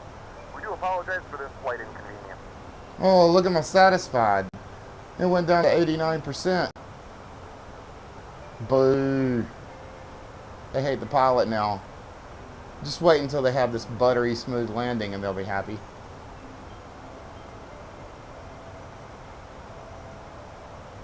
I guess this is what I deserve, though, for setting incorrect expectations.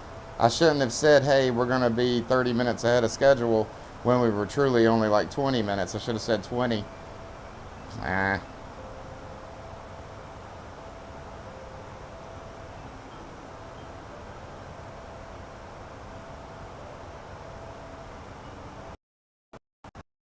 These motherfucking snakes on this motherfucking plane. Thank you so much for the follow. Thank you, thank you, thank you. Samuel L. Jackson says thank you in his own little way. But seriously, thank you so much. Didn't even ask or anything, but I truly appreciate it.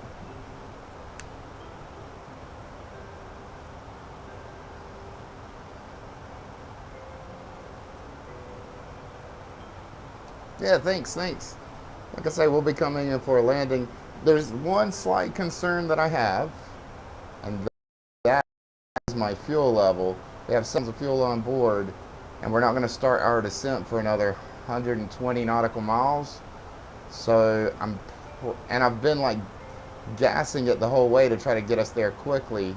So I'm probably going to go ahead and change this to manage speed and let us come down to conserve some fuel. We're going to be a little later. Oh, hey, no problem. Thank you so much for the follow. Catch me next time. I'll definitely be streaming next weekend. Have a good night, and thank you for watching.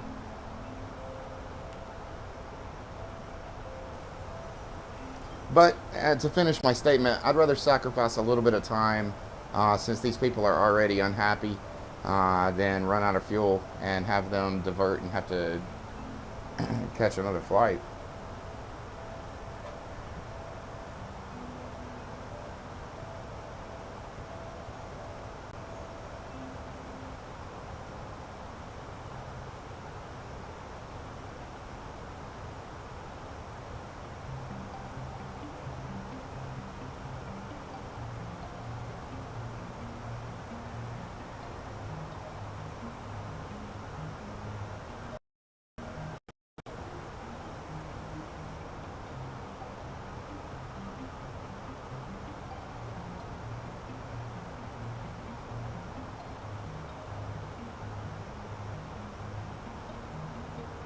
This really might become an action-packed stream here in about 30 minutes.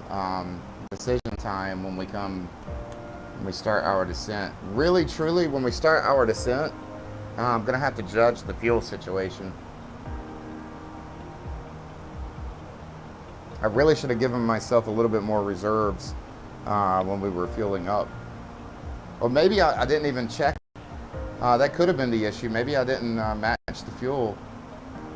I don't remember, because I had to restart the game. I remember that, so I'm not sure.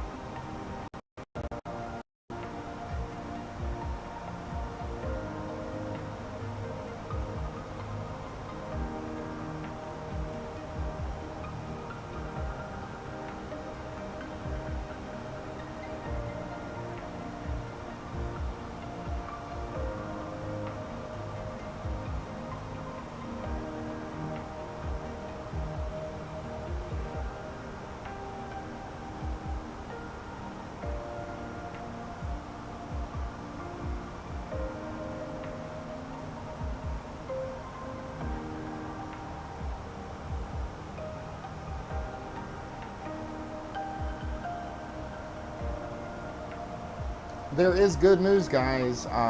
Charlotte does have ground and tower controllers now. So when we get near Charlotte, we will be able to switch over to Charlotte tower and ground. In fact, let's go ahead and set up our radio for that. So tower is going to be the first one we hit. That's going to be 118.1.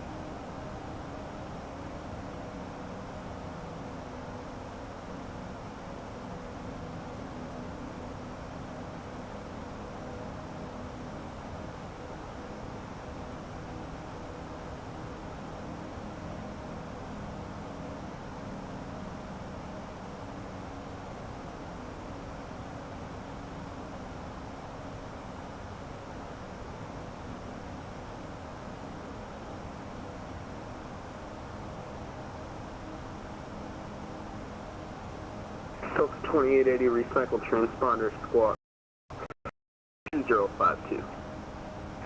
Squawk 2052 for Delta 2880.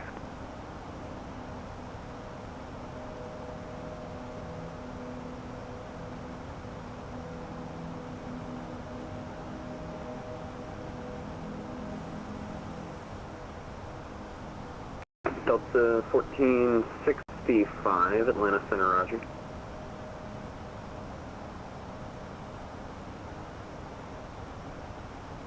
Delta 1465, squawk 2050. 2050 in the box for Delta 1465.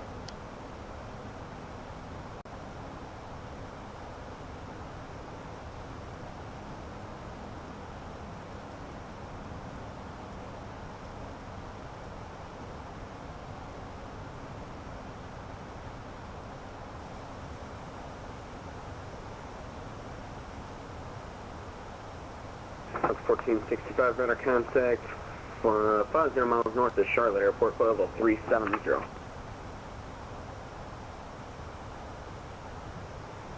Cool. Alright, we're getting ready to do our descent.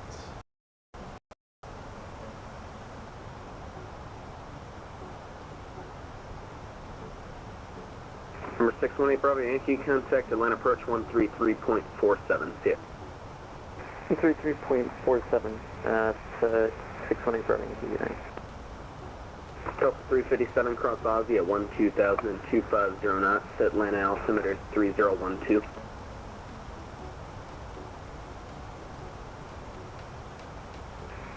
Cross Aussie at 15000 and 250 knots, Delta 357. Negative 12000, 12. Roger, 12000. November 234, cross Aussie at 12000 and 250 knots, the Atlanta altimeter 3012. So across Aussie at 12,000 and 250 knots, copy altimeter number 234. Delta 5 descend via Parker 3 arrival, Charlotte landing north, Charlotte altimeter 3008. Hey firm, we'll descend via Parker, Delta 1465.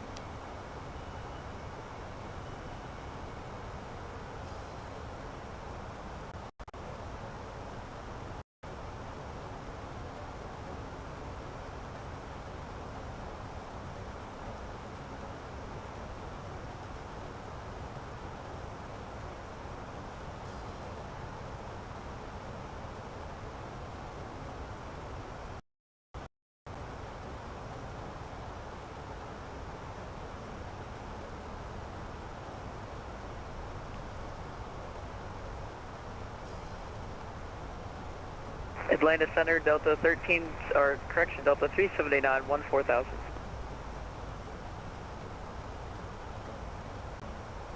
Delta 379, Atlanta Center, climb maintain flight level 310. Climb and maintain 310, Delta 379. Atlanta Center, good evening, United 2634, flight level 140. United 2634, Atlanta Center, climb maintain flight level 370. 370, 2634.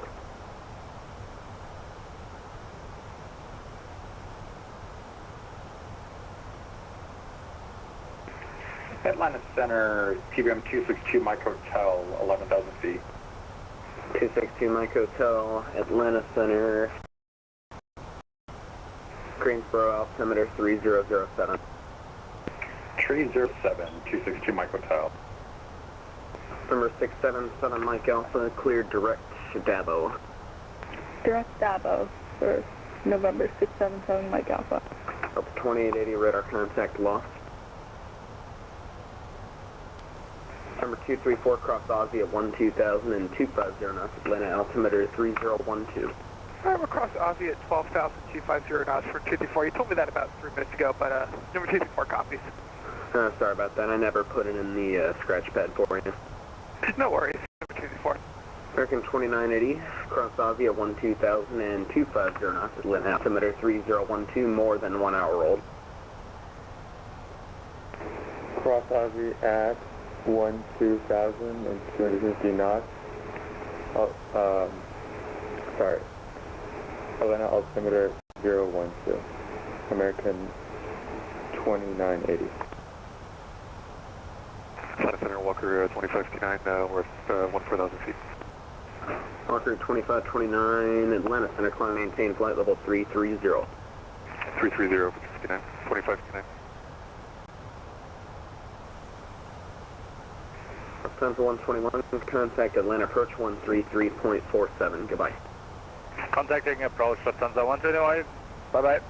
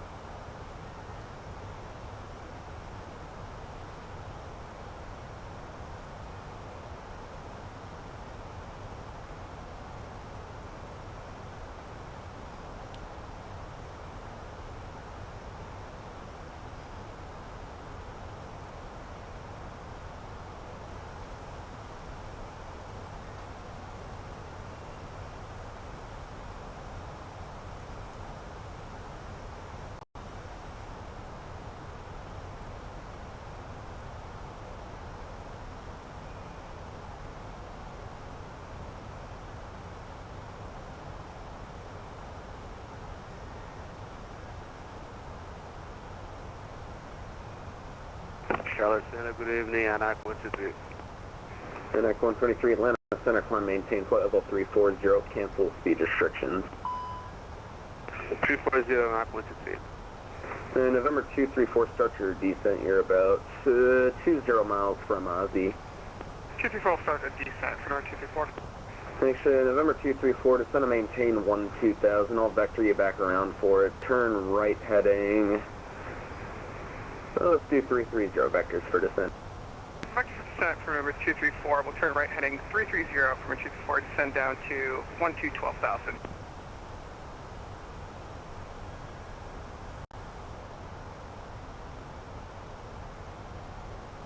Atlanta Center, Southwest 595, passing flight level 250, up to flight level 350. Southwest 595, Atlanta Center, confirm you're going up to 350. Your planned altitude shows flight level 340.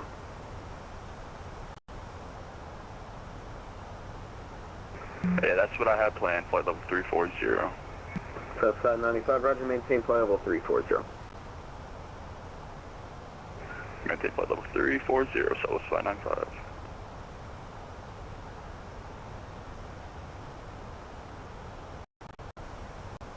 Alpha 357, contact Atlanta approach 133.47. See ya. 3347, we'll see you.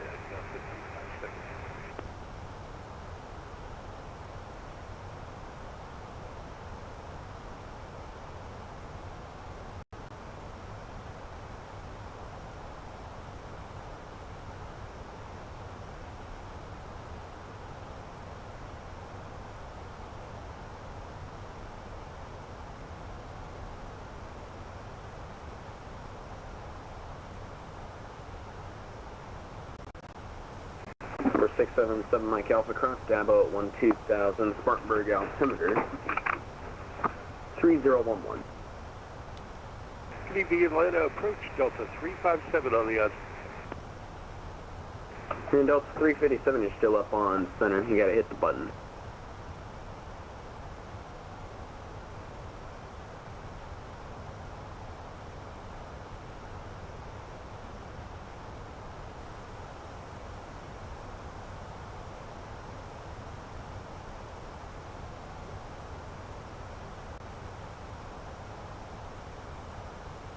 And 677 Mike Alpha, did you copy the last instruction, Dabo 12,000? Can you say again, please? Cross Dabo at 12,000. Spartanburg altimeter 3011. 12,000 for November 677 Mike.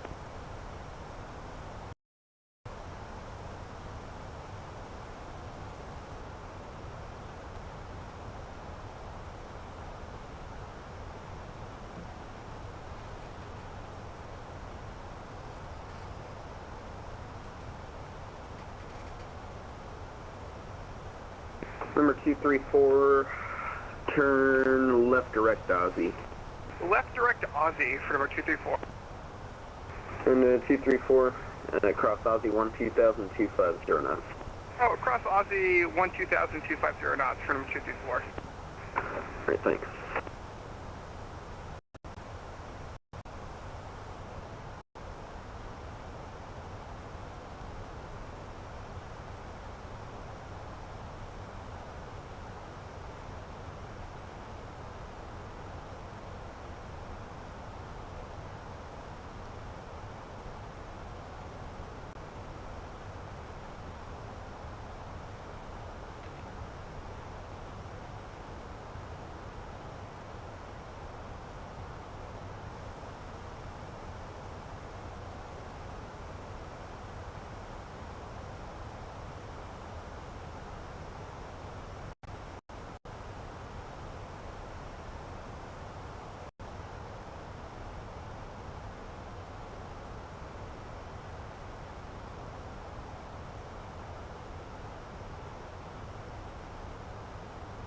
That's 1465, contact Charlotte, approach 126.15, yeah.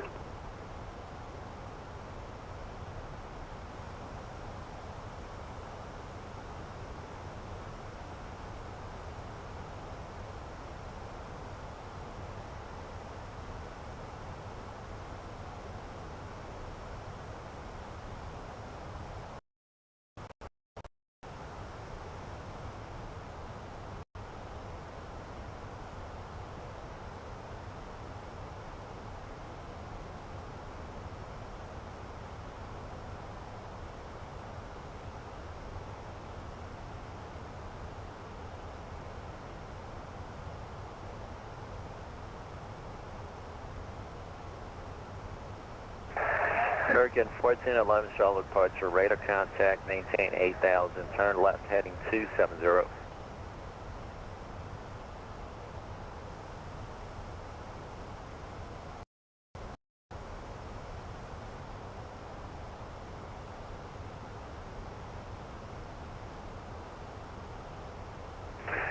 American 1411 Charlotte departure, radar contact, climb and maintain 8,000, turn left heading 270. Left turn 270 to American 1411.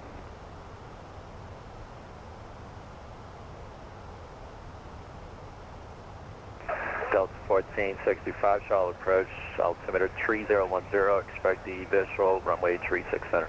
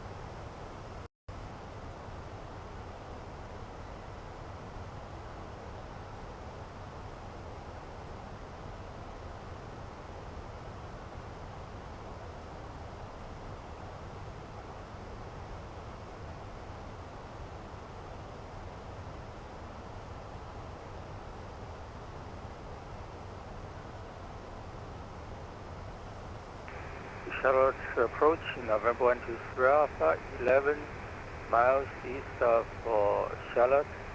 Request flyback to Charlotte for stop landing.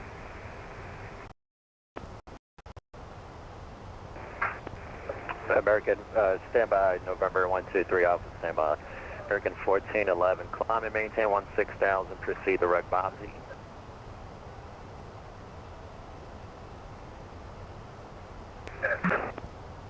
Climb maintain 16,000 and direct Bobsy for American 1411. American 1411, negative 5, sorry about that, that's my bad. Proceed direct U-gang and climb and maintain 16,000. Direct U-gang, that's better, and 16,000 for American 1411. Delta 1465, descend and maintain 900,000.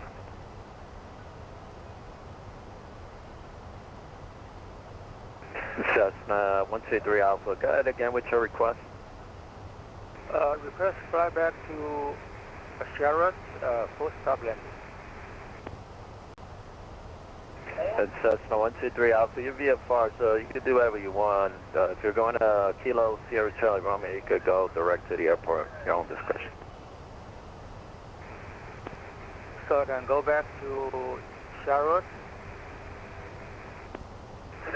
Well, what do you want to do? Do you want to go back to Charlotte or you want to continue eastbound? I want to fly back to Charlotte. VFR flight following to Charlotte. Okay, November 123 Alpha. In that case, turn right heading 180 for now. 180 November 123 Alpha, thank you.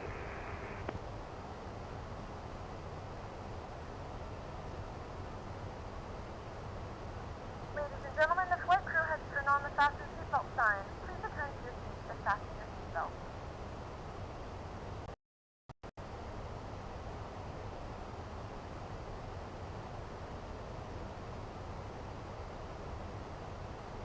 We have begun our final descent into Charlotte. Flight attendants will be passing through the cabin to collect any trash one final time. Delta 1465, contact Charlotte final 127.7. Items either in the seat back pocket or under the seat in front of you. Please complete all Wi-Fi related tasks and stow any larger electronics.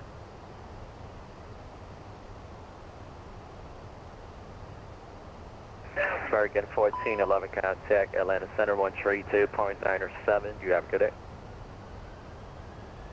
Atlanta Center 132.907 for American 1411. Have a good day. Goodbye.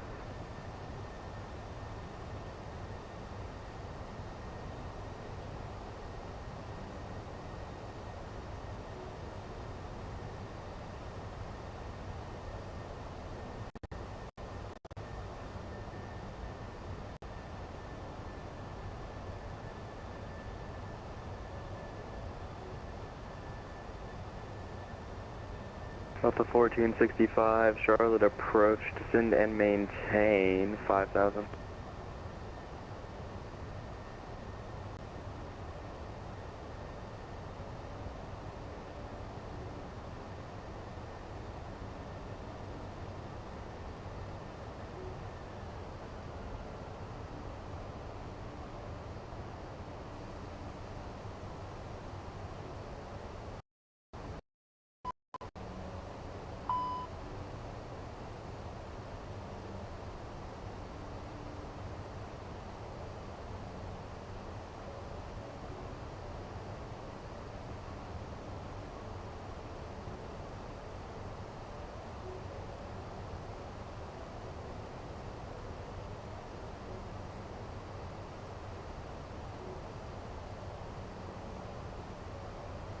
Delta 1465, continue descent and maintain 4,000.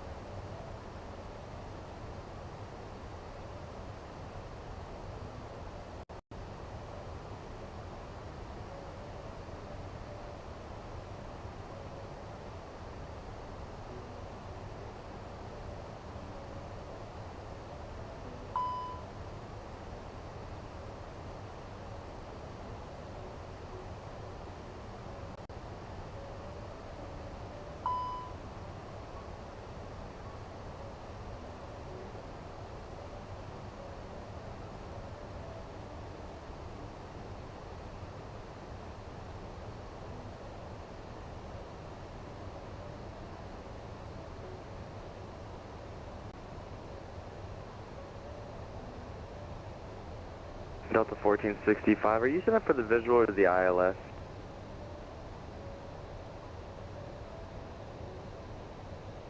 Roger.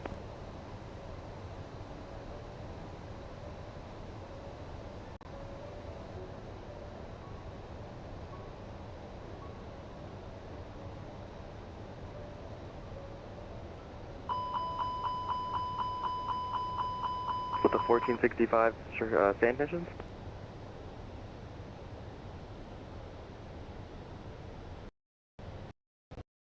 Sir, I never gave you a turn.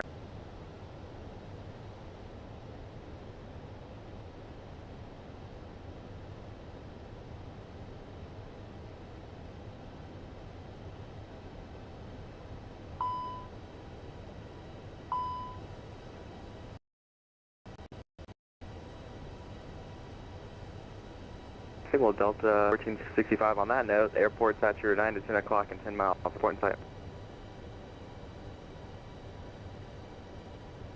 Delta 1465, clear visual approach runway 36 center.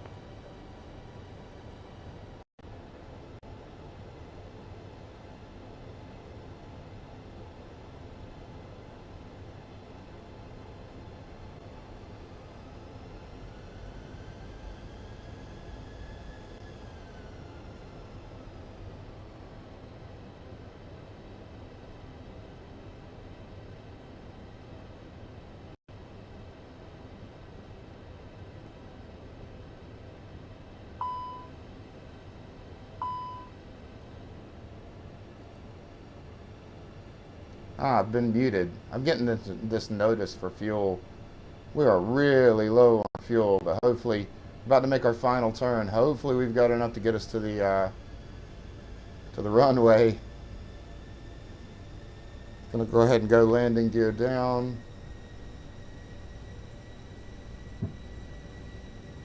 For the 1465, contact tower now 118.1, good day. Heading over to 18.1. Thank you for the ATC, Delta 1465.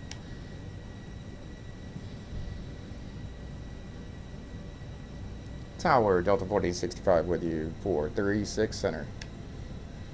Delta 1465, show tower, runway 36 center, clear to land. Clear to land, 36 center, Delta 1465.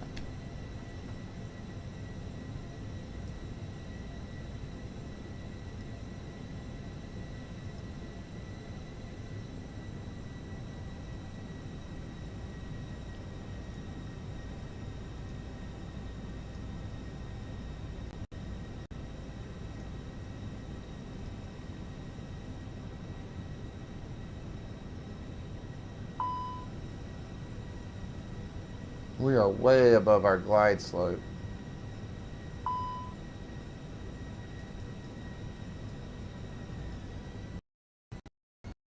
Oh no. Hopefully we can do this.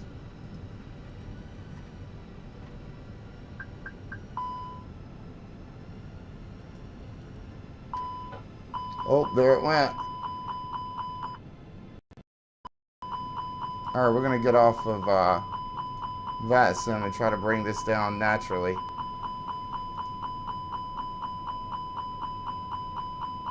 Bingo fuel.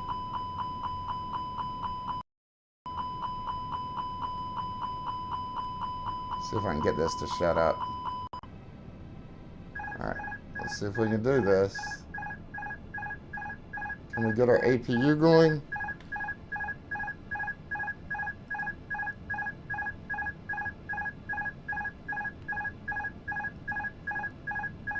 I need to pay attention to what I'm doing here. Yeah, I can't do that. Oh, crap, we are way off. Oh, no. Guys, are we going to make this?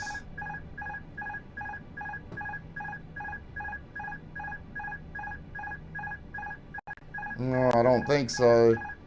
Oh, it's acting crazy on me.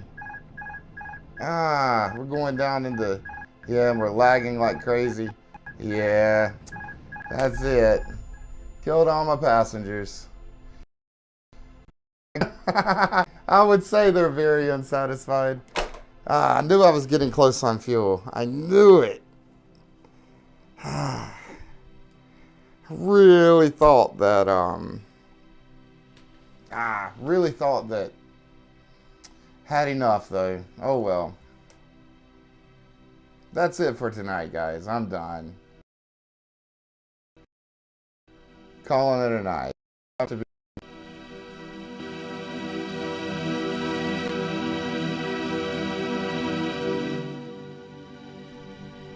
You feel good enough to play Rainbow? Or not really?